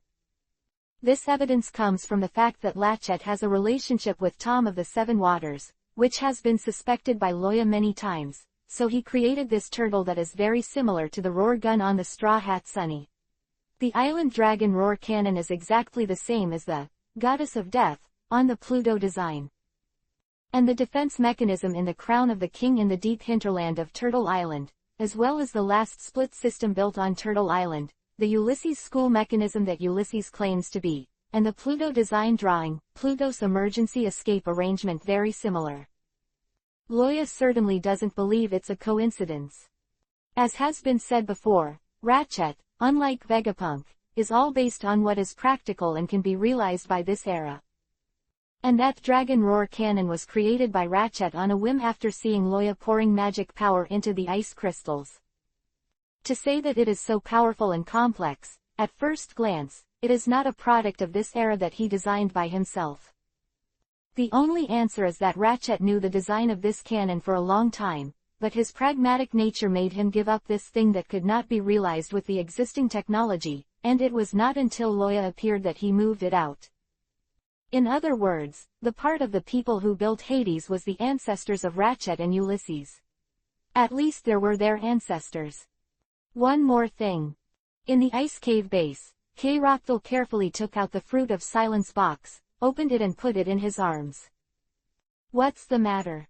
Loya didn't know what K-Roctal was doing, but he could hear the cautiousness in the other's tone. Let's not mention Ulysses and Ratchet first. Dorig also knows their existence. But, K-Roctal took a deep breath. As for the power source of the Golden Proverbs, this is them. I don't know. Loya's pupils shrank when he heard the words, "You mean?" That's right, the subordinates guessed that the design drawing of the proverbs that Anilu got from the Sky Island Bika was built around the power source of Hades. How likely is it? Loya asked cautiously. 9 out of 10. Pluto. So this is Pluto. Hanging up the phone, Loya tapped the table with his index finger ticking, recalling his efforts for Hades' design, and sighed that the soap was tricking people. If you don't take what you want, you will be to blame. The ancients won't cheat on me. It turned out that the ancient weapon Pluto he was looking for was actually by his side all the time. Even if he didn't have the blueprint, he could still replicate the pseudo-Pluto. After all, the most important part of a warship already has 3 all gathered around him. For the firepower part, Ratchet's Dragon Roar cannon. The power section, the current engine on the Proverbs. The emergency escape part, the split system of Turtle Island. Only the hull that combines these things and the armor technology like dragon scales on the outside have not appeared. Loya remembered at this time, no wonder Ulysses first got the design of Hades and told him that he could understand most of the internal structures. It turned out that this was because this was what he had learned in his life. However, that's fine too. Loya remembered the picture of the countries on the earth being jealous of each other, and there was an inexplicable smile on the corner of his mouth, which seemed to have some crazy taste. If Ivy could still communicate with him at will, seeing this expression, she would definitely not help holding her forehead and sighing. This expression is so familiar to her. Every time she's about to do something big, it's the same. Old Iron, still looking for a free update of Dash and Wangwan. Baidu Direct Search, TV, to watch for free, no problem. TV. Chapter 695 My dream is nuclear, flat. Remember, right pointing arrow, in 1 second to provide you with wonderful novel reading. The wanted list of the world government quickly spread all over the world, and the defection of Vegapunk, a genius scientist with 500 years of technology ahead of the world, has become an established fact. Countless large and small forces were stunned at this, because they always thought that Vegapunk and the world government were one heart. After all, they didn't know that Vegapunk was first arrested and forced to conduct scientific research. During this period, Carol made a few simple appearances, and while clearing up Loya's suspicions, he also distracted Scylla's attention to other places. In this way, Loya was finally free. Although he was beaten, Geisa was satisfied. The explosion caused by the failure of the experiment burned the research funds. It is very unpleasant to say such a thing, and it may be regarded as a shame by the industry. So during this period of time, Guy stayed out of the gate, just wanted to be a beautiful man quietly. However, he is really immortal, and it seems that after tasting the sweetness, he has some kind of illusion, so he runs to Loya whenever he is free, wanting to see if there are other opportunities, and then go to the golden motto. No, borrow a little experimental funding. But to his disappointment, not only did Loya have no plan for a second action, but even the previous action, he firmly refused to admit that he was instigating it. At first, Geisa, who was stunned, was shivering all over, and carefully prepared to slip back to the laboratory. The meaning of Loya's words is obviously to sell him. If he continues to stay here, maybe Anilu will come to talk to him when he is in a bad mood. At that time, Loya will not help. However, something happened the next day, so Geisa had to stay on the island for another day. Because one of the great commanders of the undead army, Blood Lord, Ulysses, experimented with the fusion of vampire fruits. The crunch has come. It was the same beach, and Guy, under the malicious gaze of Anilu, ordered the soldiers to pick up the sea-floor sarcophagus. From the outside, this coffin is no different from when it was put down before. After many successful tests, it is no longer necessary for Loya to seal it with magic power to prevent the energy from spilling out of the devil fruit. With the help of monitoring equipment, Geisa soon knew that Ulysses had succeeded. It is funny to say that, as one of the two great leaders of the Undead Legion, Ulysses finally completed the fruit fusion when the Undead Legion had already broken through 100, which was much slower than others. However, this is not a weakness, because everyone knows that Ulysses, who fused the vampire fruit, is the real monster compared to Lord K-Rothal. The sea-floor stone is enough to completely isolate the energy fluctuations of the devil fruit. Under the new sealing technology, even Loya can't detect the situation inside. However, through the connection of the soul, Loya knew that Ulysses was very excited at the moment, and the emotion that was fed back to him told him to give him another Redfield, and he was sure to end the battle in 3 seconds. So, it really worked. After being fished out from the bottom of the sea, the emotion that came from the feedback became more and more obvious. Loya smiled and motioned Geisa to open the coffin. PFF'd. With Guy's fiddling, the bolts bounced off. Unlike K-Rothale's excitement when he saw the light of day again, Ulysses was much more stable in both mentality and character. The lid of the coffin was slowly pushed open, a hand resting on the edge.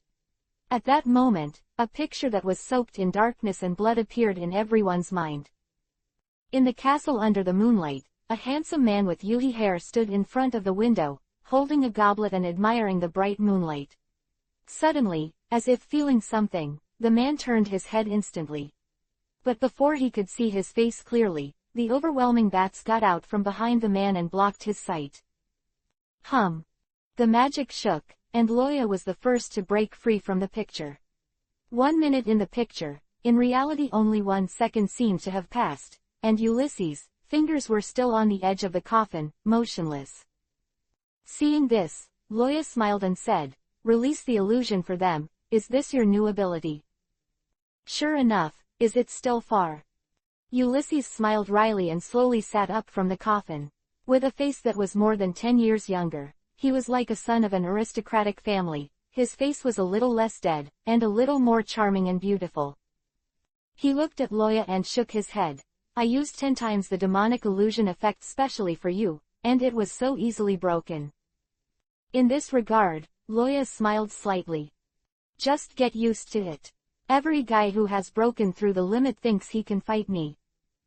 Loya was not angry, because he knew that Ulysses was still the undead, the Death Knight who obeyed his orders. The reason for doing that just now was just because the breakthrough gained more power and wanted to show it in front of Loya. Oh, who else suffers? Hearing this, Ulysses asked with interest. To this, Loya replied, Koshiro, and Mahak. 3 days ago, Mahak, who also successfully broke through the limit, was about to set off again to go to Koshiro to fight, but after hearing about the battle between Shanks and Charlotte Lingling, he decided to go to Shanks first to catch up. When passing through the valley of the Chihei River, he remembered that he was passing through the ice area to be Turtle Island, and Mahak condensed his body to the point of real sword energy and let it out, and swaggered past. Then, Loya rewarded him with a punch as he wished, and almost discounted the Black Knife Knight that followed him for life. After this incident, Mahak left with a twitch in his mouth, never mentioning the challenge of Loya again. Loya sneered at this. What if he passed the 80th level? It's too early to want to reach the full level. In the study, Ulysses and Roja looked at each other, playing the game of staring at each other. After a long time, considering that he was a living person, Loya voluntarily conceded defeat. Rubbing his sore eyes, Loya has no love, okay. You mean Ratchet's body was thrown into the sea by you? To be precise, watching him being chewed up bit by bit and swallowed by the sea beast. Ulysses added embarrassedly, isn't he a traitor at that time? How could I let him be in peace when dealing with a traitor? This is also true. After all, a guy like Ulysses was not a good person before. When he was alive, there were 2-digit islands destroyed by him. After death, the body of the undead made him full of malice towards the living. Ratchet was killed by Ulysses for helping Titch enter the king's crown to steal something. Because Geisa and Ulysses took over Ratchet's position, Loya didn't care too much about it, and let Ulysses handle it. But, at that time they didn't know that Ratchet's ancestors were related to Hades. Now that the body is gone, where can I find someone to copy the Dragon Roar cannon? Ulysses and Geisa can only assemble according to the previous design of the Dragon Roar cannon, and they don't have the ability to redesign it. Why don't? This matter should be handed over to Vegapunk after he completes the construction task. Ulysses thought for a while and suggested, I will design the rest first and do it first. An empty shell. Waiting for Vegapunk. Loya sighed. That's the only way, just in the underground dock, so as not to leak the wind. Understood. Ulysses nodded, his face serious.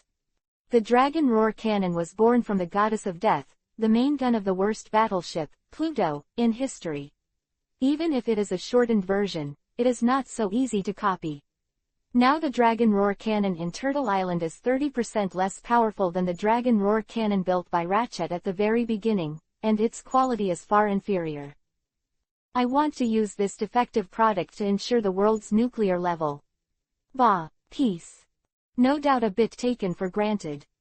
Yep, what does this have to do with maintaining world peace? Loya patted his chest and said that the Earth has nuclear weapons, and countries are afraid of each other, which makes it difficult for the Third World War to break out. Senju Hashirama in Hokage Ninja distributes tailed beasts, which is the same reason. Although it turns out that the latter there's no use there. In less than 100 years, 4 ninja wars have been fought. But the idea of Loya can be replicated. As the saying goes, a wife is not as good as a concubine is not as good as stealing, and a stealing is not as good as not being able to steal. Ahem, blocking is better than sparse. Rather than threatening the whole world with a single absolute power, it is better for them to be jealous of each other. And from their own perspective, it is safer not to dare to go to war easily. That's right. Loya is preparing to spread the terrifying weapon of the abridged version of Pluto all over the world. In this world with powerful individual force, if the force is not enough, it can't play the role of fear. He has a dream, that is, the world's nuclear level. Old Iron, still looking for a free update of Dashin Wangwan.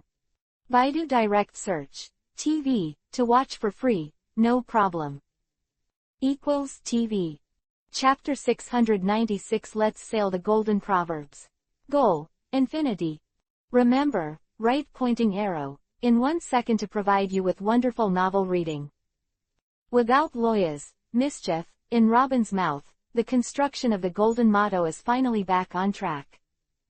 After the awakened Ulysses heard what had happened before, the first thing he did was to walk up to the golden motto and kick the statue of Anilu down.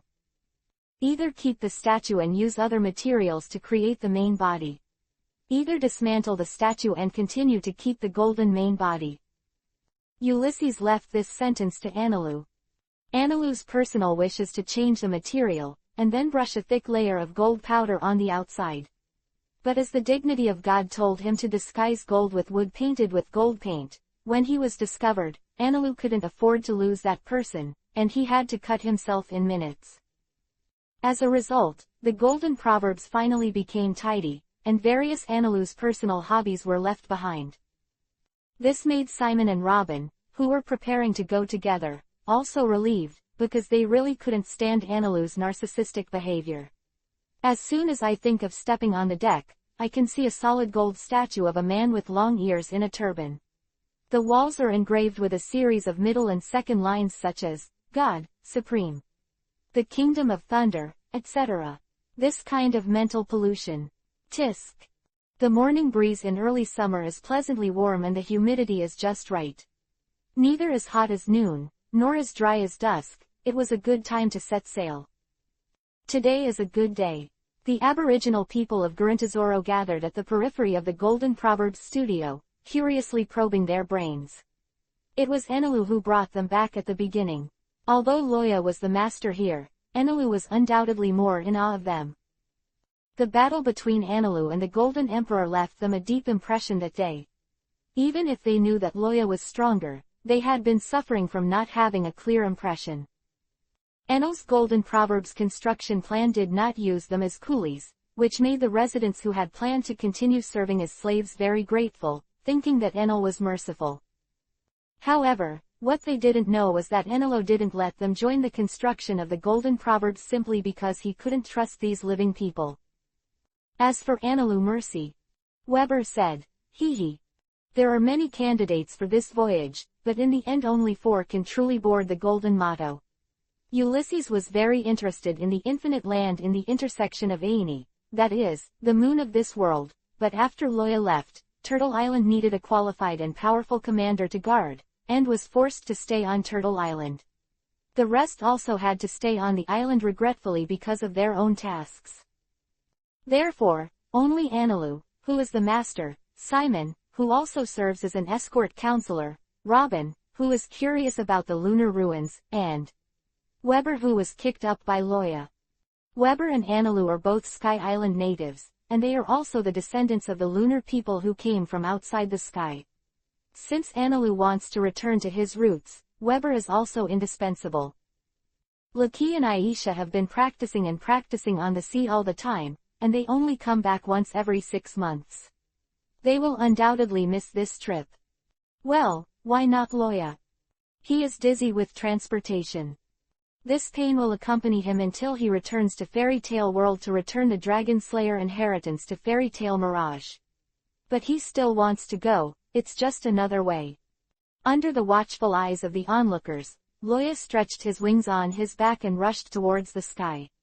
Anilu, who was giving a speech to the crowd, saw other people divert their attention and stopped looking at him, and stopped talking. He is also going to talk about his own destruction of Bika, and deeply engrave the majesty of God in the hearts of this group of mortals. It is naturally impossible to be interrupted by Loya like this. After all, how should he answer if someone asks him that one day? Are you a god? Yes, I am God. The omnipotent God. Then can you defeat the ice dragon? How do you say this picks up? Fool mortals that Loya is also a god. Isn't that a fight? Seeing Anilu's unfinished expression, Simon's mouth twitched, and he walked over and patted him. Okay, let's go too, it's half an hour late. The sailing time was set at 8 o'clock in the morning, and the wind was just at the right time. In the end, because Anilu had the demeanor of a primary school principal, he talked about 3 major issues first, and then 3 small ones.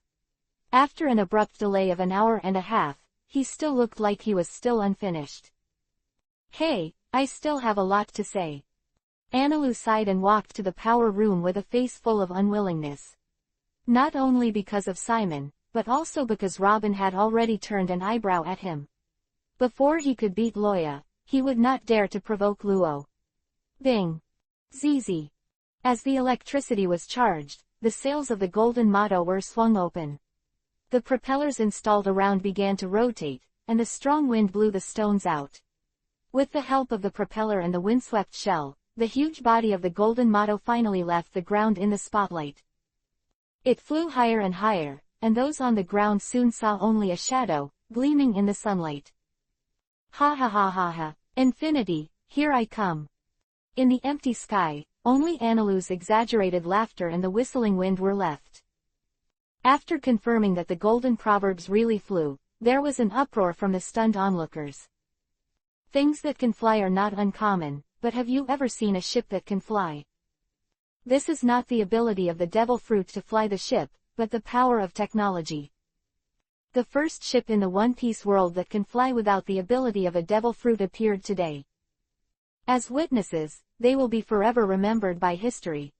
However, on this day remembered by history, a group of people shuttled through the noisy crowd, and after checking the documents with some people, handed them stacks of Baileys. The question of whether the exaggerated golden mantra can fly is a global topic. If there is a topic, there will be controversy. If there is controversy, there will be gambling. If there is gambling, there will be winners and losers. If there are winners and losers, you can make money. Loya just gave them a chance to confirm that they won or lost. Annalou, who is looking at the infinite land with great interest, doesn't know about this. Otherwise, even if he can't beat him, he will pay the price for Loya, who has tarnished his sacred sailing ceremony. Similarly, Robin, who was looking forward to the remnants of the moon, didn't know about this. Otherwise, even if he couldn't beat him, he would make Roja, the guy who dared to save her private money behind her back, pay the price. You say it's easy for men to save some private money.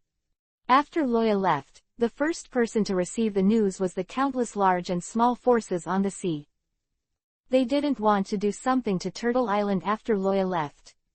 After all, the horror of the undead army has been deeply rooted in the hearts of the people, and they are not judges and policemen, so there is no need for the process of conviction and evidence collection. However, Loya's departure allowed them to be bold and dispatch the gray industry that they had not dared to use in the past, thinking about getting rid of it or making some extra money. Although Loya doesn't care about these little things at all, the existence of the black market is proof. But there is no other reason, I'm afraid. The ghost knows if there will be any deal to anger the Emperor and let him call the door. This even includes the sale of stolen goods from the Navy. Some of the stolen goods obtained by the pirates in the past were claimed by the verified bidder masters, but most of them could not find their owners. After all, it was captured from the pirates, and it is normal for the original owner to die when he was robbed. In the past, these things would be handed over to the world government. After all, the Navy was just an agency under the world government and had no right to deal with it. At least in large quantities.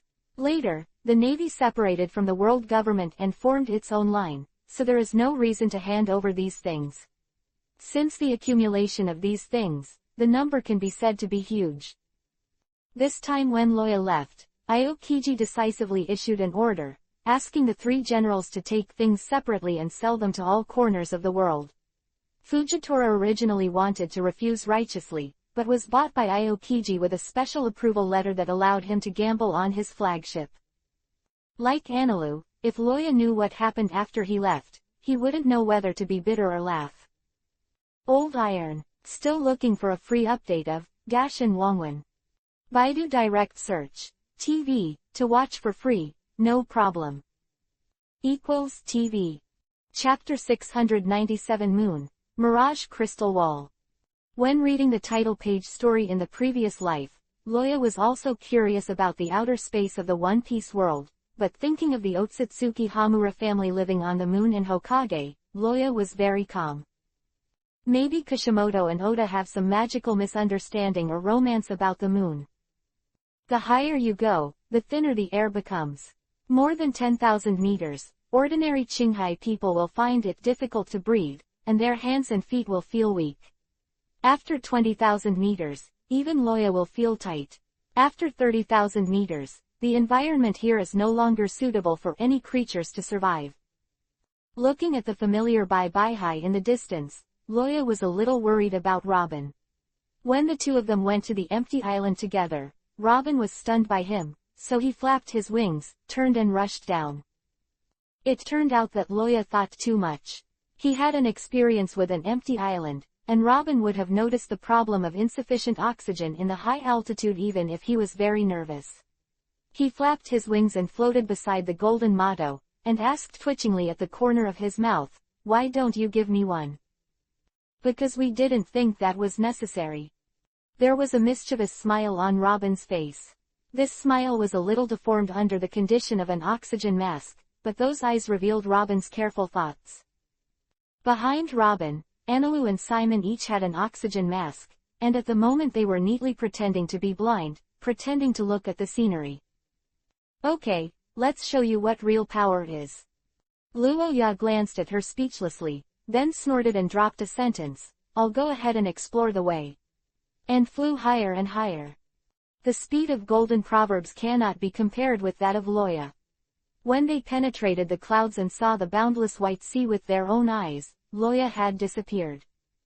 Simon, who has never seen the landscape above the sky, raised his telescope curiously, and suddenly exclaimed with a fuss, "There are islands there. Islands in the sky. There are people with wings." Not far to the left of the golden proverbs, there is an island made up of island clouds. The snow-white ground and the inhabitants of the sky island with wings come and go, making Simon think that he has come to a fairyland.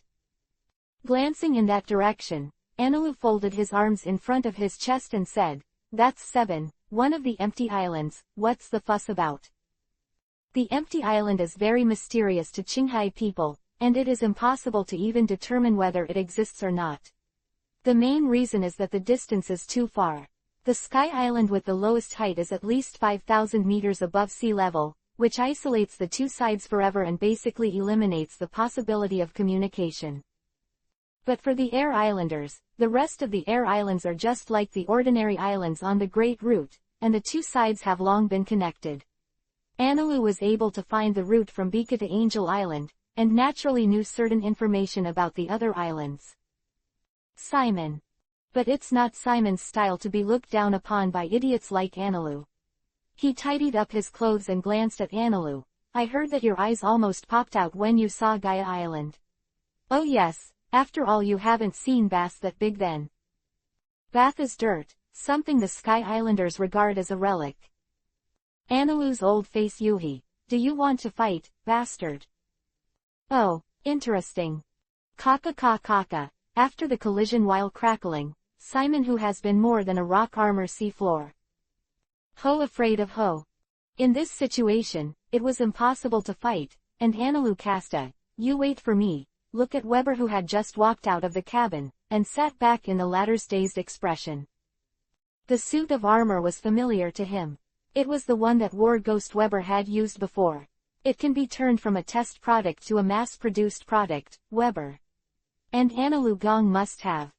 For these Sky Island residents, Robin did not disturb each other's thoughts, because she already knew the history of Akatsuki Sky Island.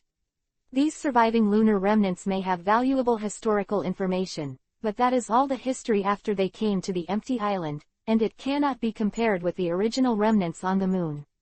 Robin is naturally not interested. As a result, the golden motto swaggered away amid the shouting of the residents of the air island, Saiban. During this period, some Sky Islanders rode flying birds and wanted to get close, but the speed of the golden mantra was only slower than that of Loya, and it was actually quite fast.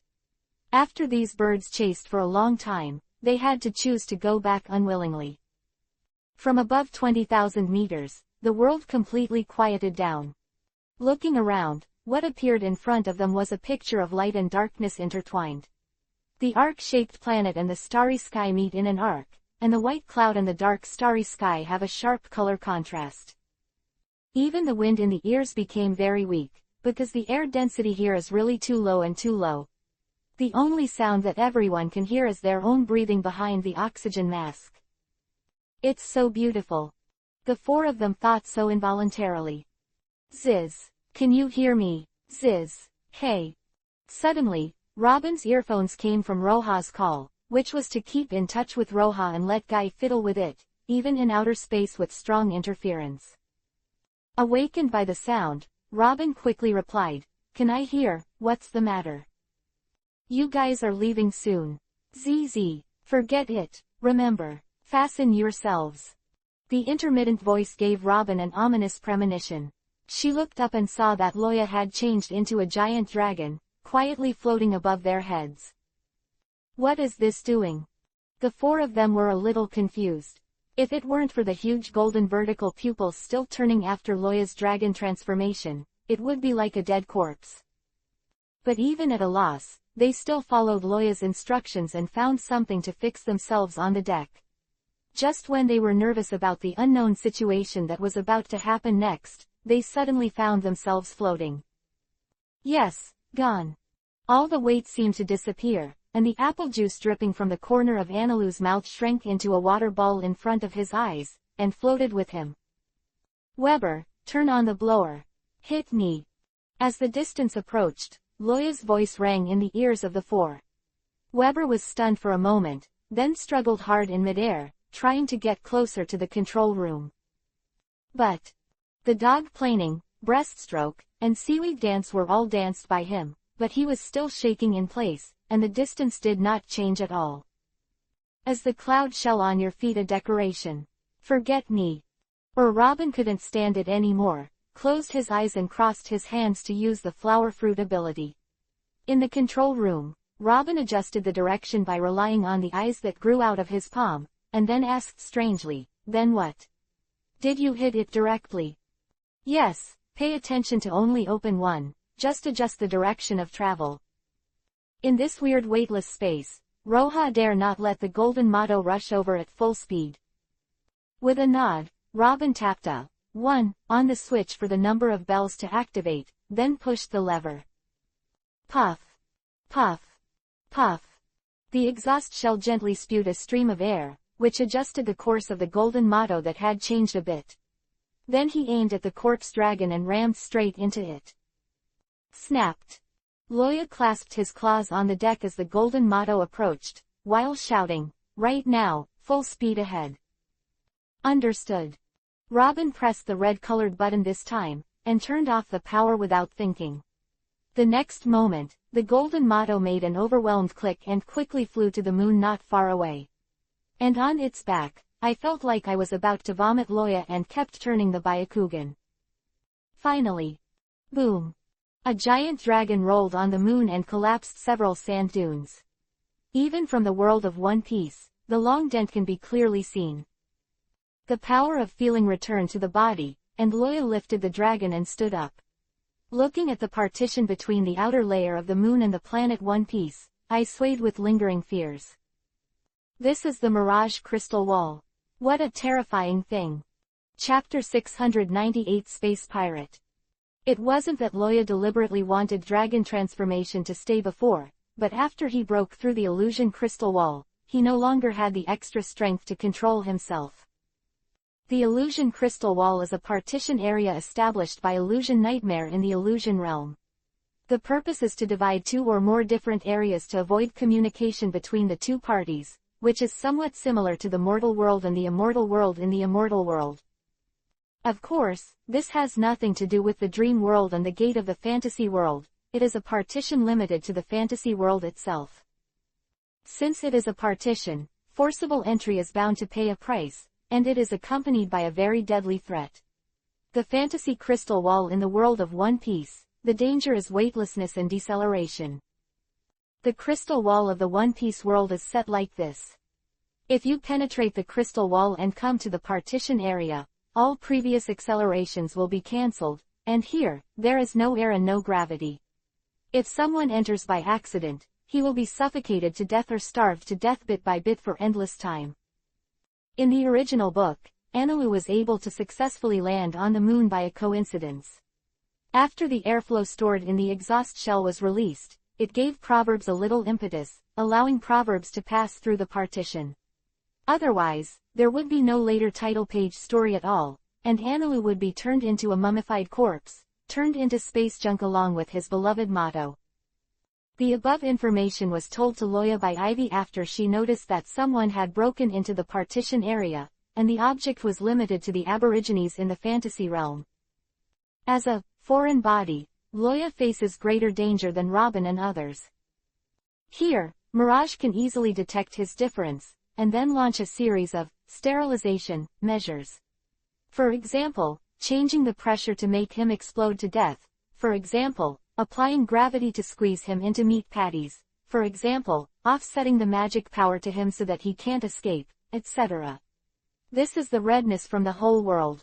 If malicious, compared with death is coming, it is even death is coming. In order to survive the squeeze, Loya had no choice but to transform into a dragon, and used a tough dragon body to resist the crowding out of the illusion itself. The dragon's body that has reached the upper limit of the level cannot be destroyed by the illusion, but Loya has no other way to leave, so there is the scene that the three Robins saw later. Fortunately, the main consciousness of Illusion Nightmare is now Loya's cheap mother Ivy. If she doesn't take the initiative to intervene, just relying on Illusion's instinct can only bring about the danger to Loya. Otherwise, seeing that disinfection fails, Illusion Nightmare will definitely kick his ass and turn him into space junk. Boom! The golden motto plunged headlong into the gray sand, splashing a lot of smoke. But in the end it was a fantasy rather than reality. The flying mud didn't hover lightly in the air, and soon fell back again.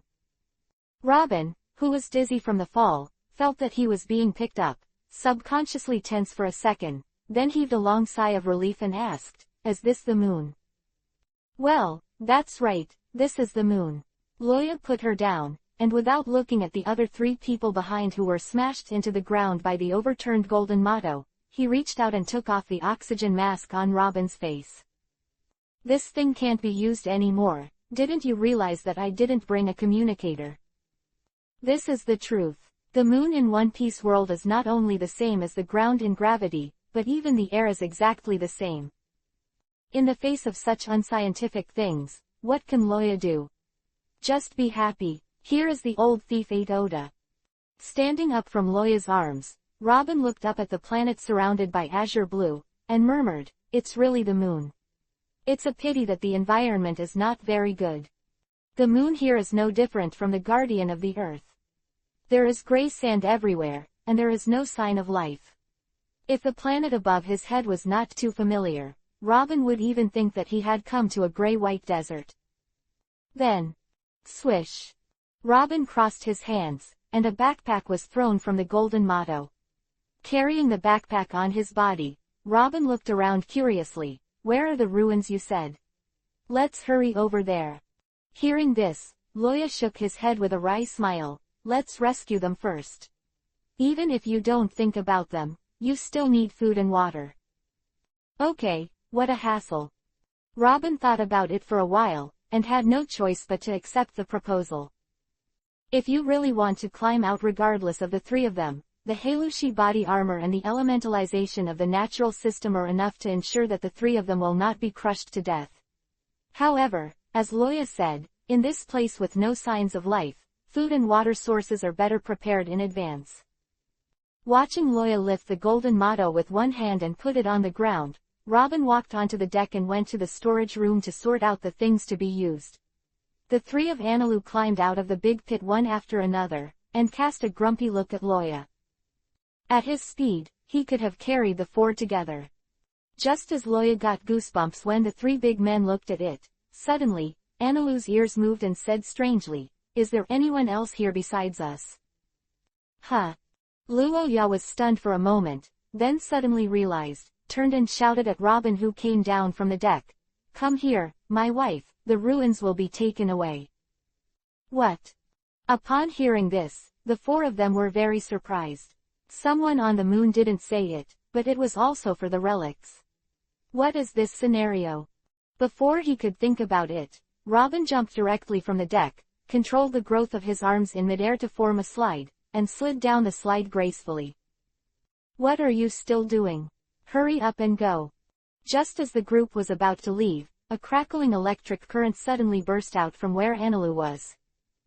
Loya didn't say anything, but there was no way to fight it, and the rest of the people came here for the sake of long-term knowledge, and they had no need for this land. Only he, Thor, Anilu, came to rule the infinite land, and since he landed on this land, he regarded it as his own land. At this moment, I heard that someone stole the ruins, in his country. Anilu was outraged. Audacity, audacity, disrespectful people who provoke gods will be punished by gods. After speaking, Anilu turned into a sky-blue line of lightning and disappeared in the blink of an eye.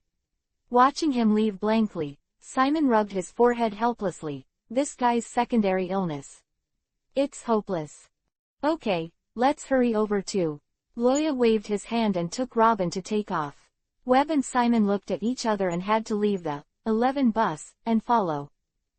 On the other side of the moon, a huge spaceship was parked on the gray sand. It was a peculiar-looking spaceship, without sails, and only hung with several thruster-like devices at the tail.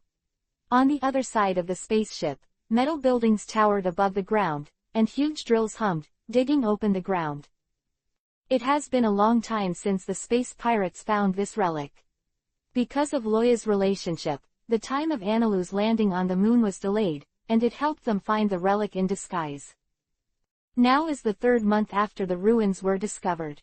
Many things have been moved out of the ruins and placed on the ground to be transported together. At this moment, Anilu arrived at the battlefield. You bastards! What have you done to my earth?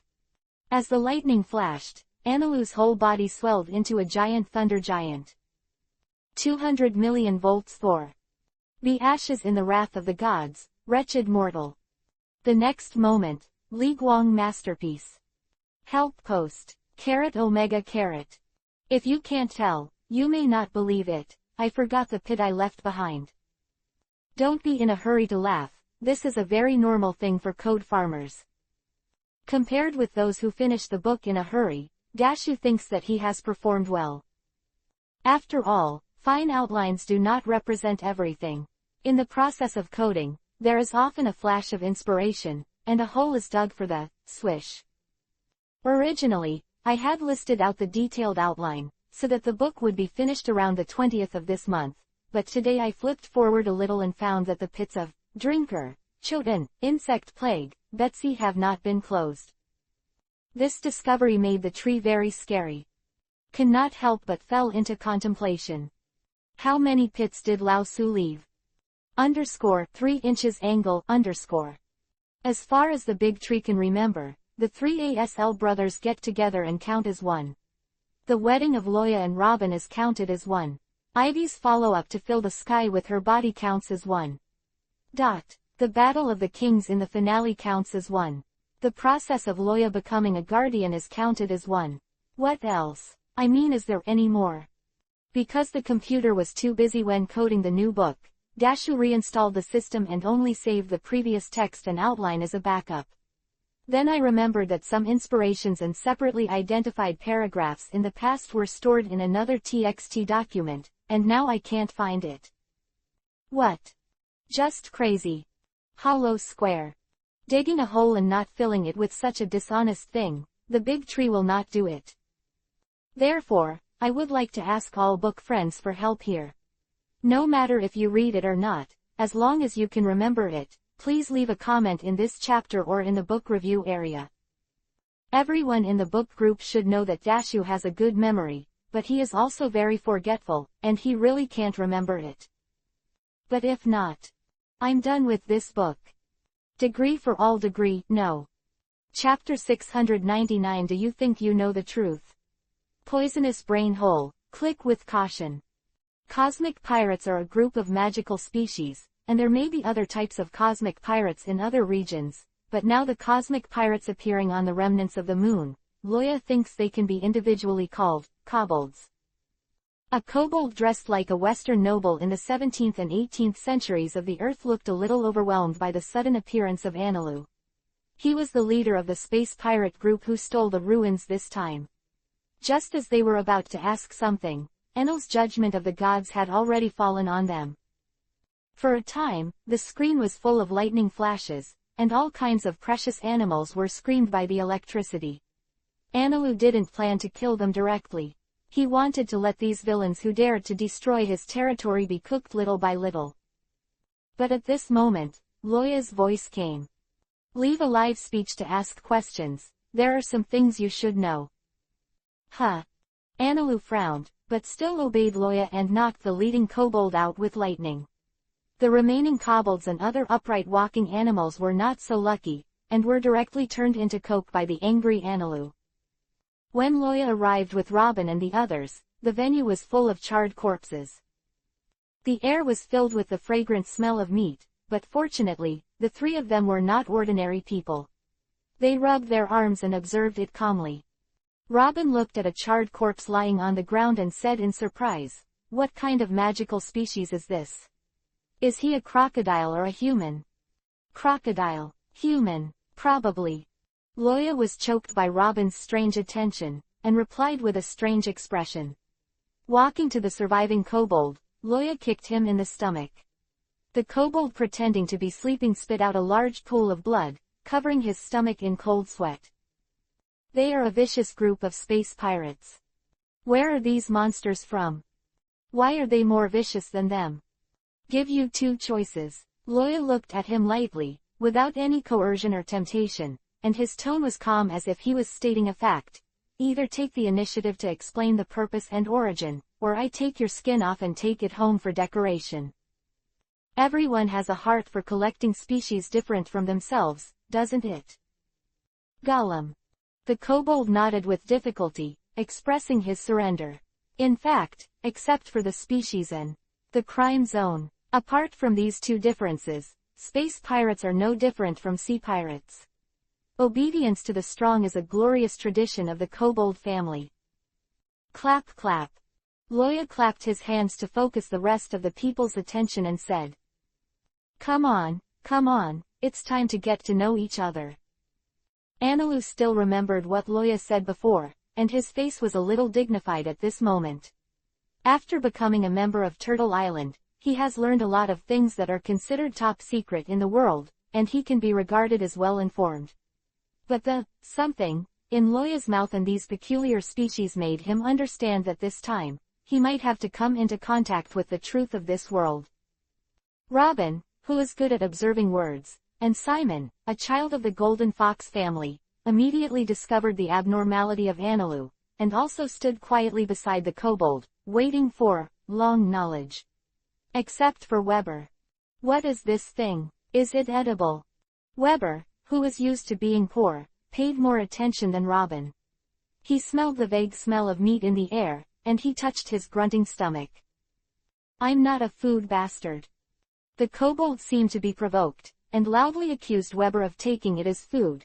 "I am the leader of the Golden Candle Pirates, the nobleman of the White Wolf Kingdom, the distinguished Baron Carl Becky." Pirates. White Wolf Kingdom.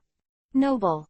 Anilu Weber. Simon repeated one sentence by himself, feeling that the amount of information was a bit large. "Stop talking nonsense." Loya kicked up again. "Then this Mr. Poodle from the White Wolf Kingdom, can you tell me what you are doing here?" I said. Feeling that his intestines were about to be kicked off, the kobold Carl immediately confessed, "We are here to find treasure. This is the last place where a remnant of the Tianyu people appeared. Their technology is top-notch in the Federation, and one can sell a lot. Money. We are just for the money, and we have absolutely no intention of offending you. If we had known that this was the domain of that lord over there, we would never have killed him. That adult's territory." Hearing this, the rest of the people turned their strange eyes to Anilu. I thought I would see him look shy, but Anilu nodded with a smug look on his face, and his eyes softened a lot when he looked at Carl. "That's right, this is my lord's territory. You are very good at talking. This is a terminal illness, there is no way to save it, wait to die, and say goodbye. Bianca ignored the complacent Analu for 3 consecutive times. Robin held his chin, his pretty face almost shrinking into a sour plum. Tianyu people. Remnants. Weber's face has been solemn since just now. He took a deep breath and stood in a position where Carl could see the whole picture. Hey, white dog. Are you talking about Tianyu people like me? Huh, how is that possible? Shouldn't you all be extinct 800 years ago? Seeing Weber's whole picture, especially the pair of wings behind him that can't be used for flight, Carl felt like he had seen a ghost. Suddenly he noticed Weber's shape, and suddenly realized, no, you should only have the blood of the Tianyu human race. Even if the real Tianyu human race is down and down, they are Silver River nobles, so they won't wear such rags, and you are much darker than them. Click. Boom. A string called reason snapped in Weber's head, and a big cross popped out of his forehead, just a kick without even thinking about it. Do you look bad on me? I'm so sorry for embarrassing my ancestors. What else is worn in tatters? This is the shape of the great warrior Calgary. Because the moon is the place where my ancestors originated, I put it on purposely.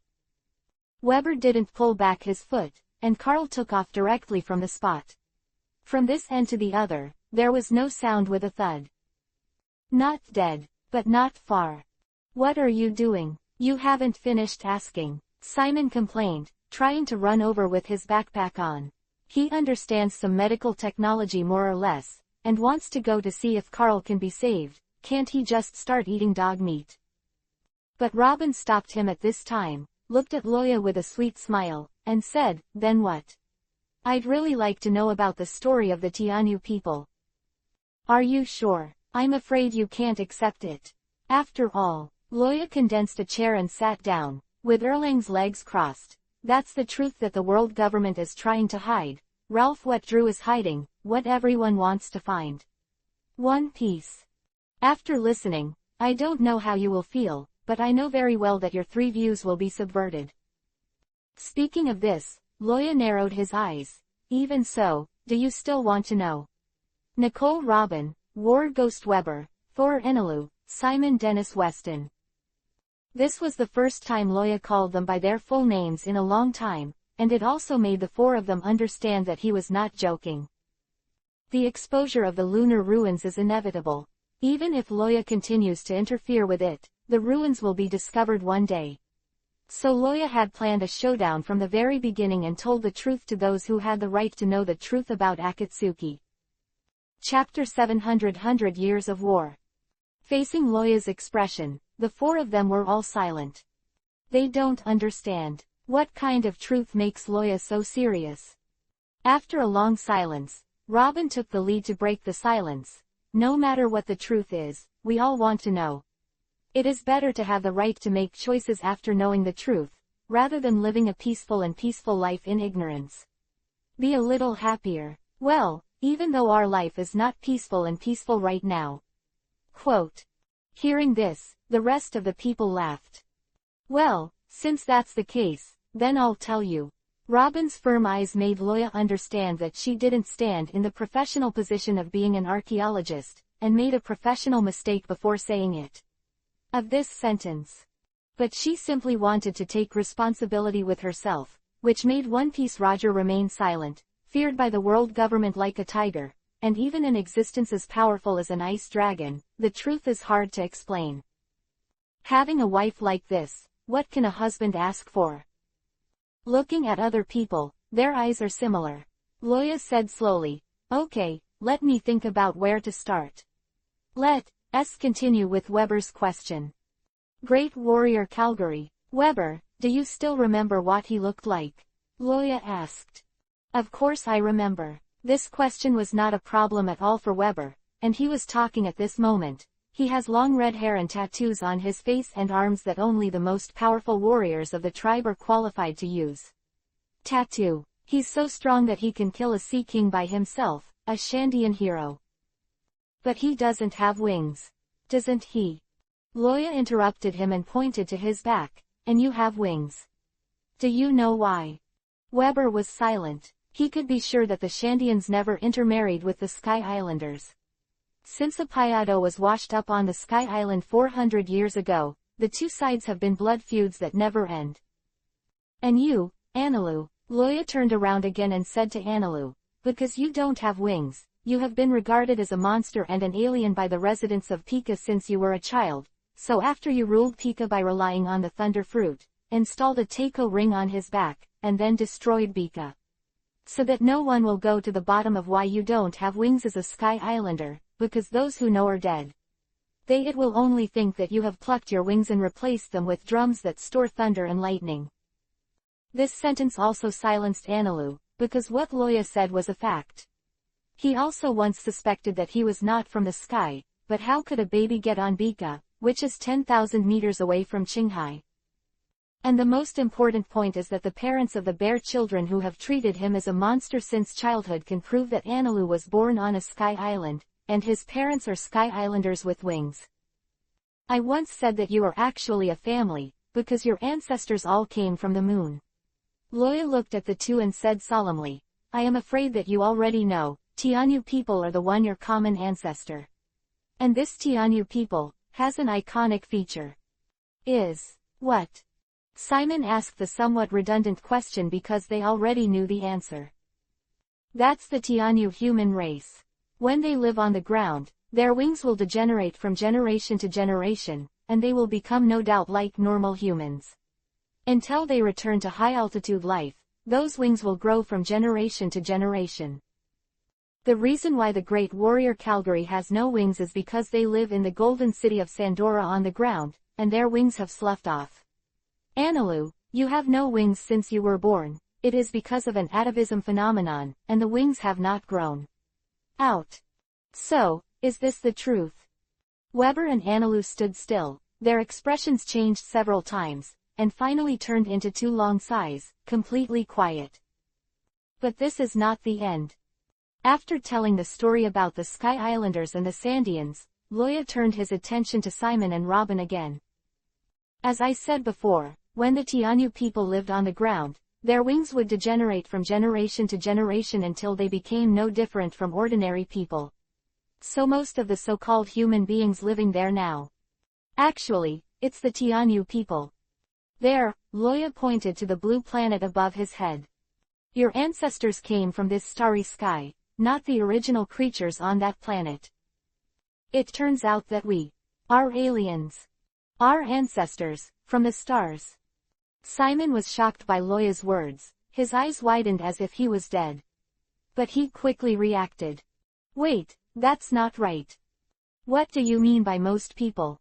You mean there are other normal humans besides us. Even the children of the Golden Fox family who are the world's most resourceful, Simon can't find any other adjectives to describe his past. The same kind. That's right, it's just a very small part.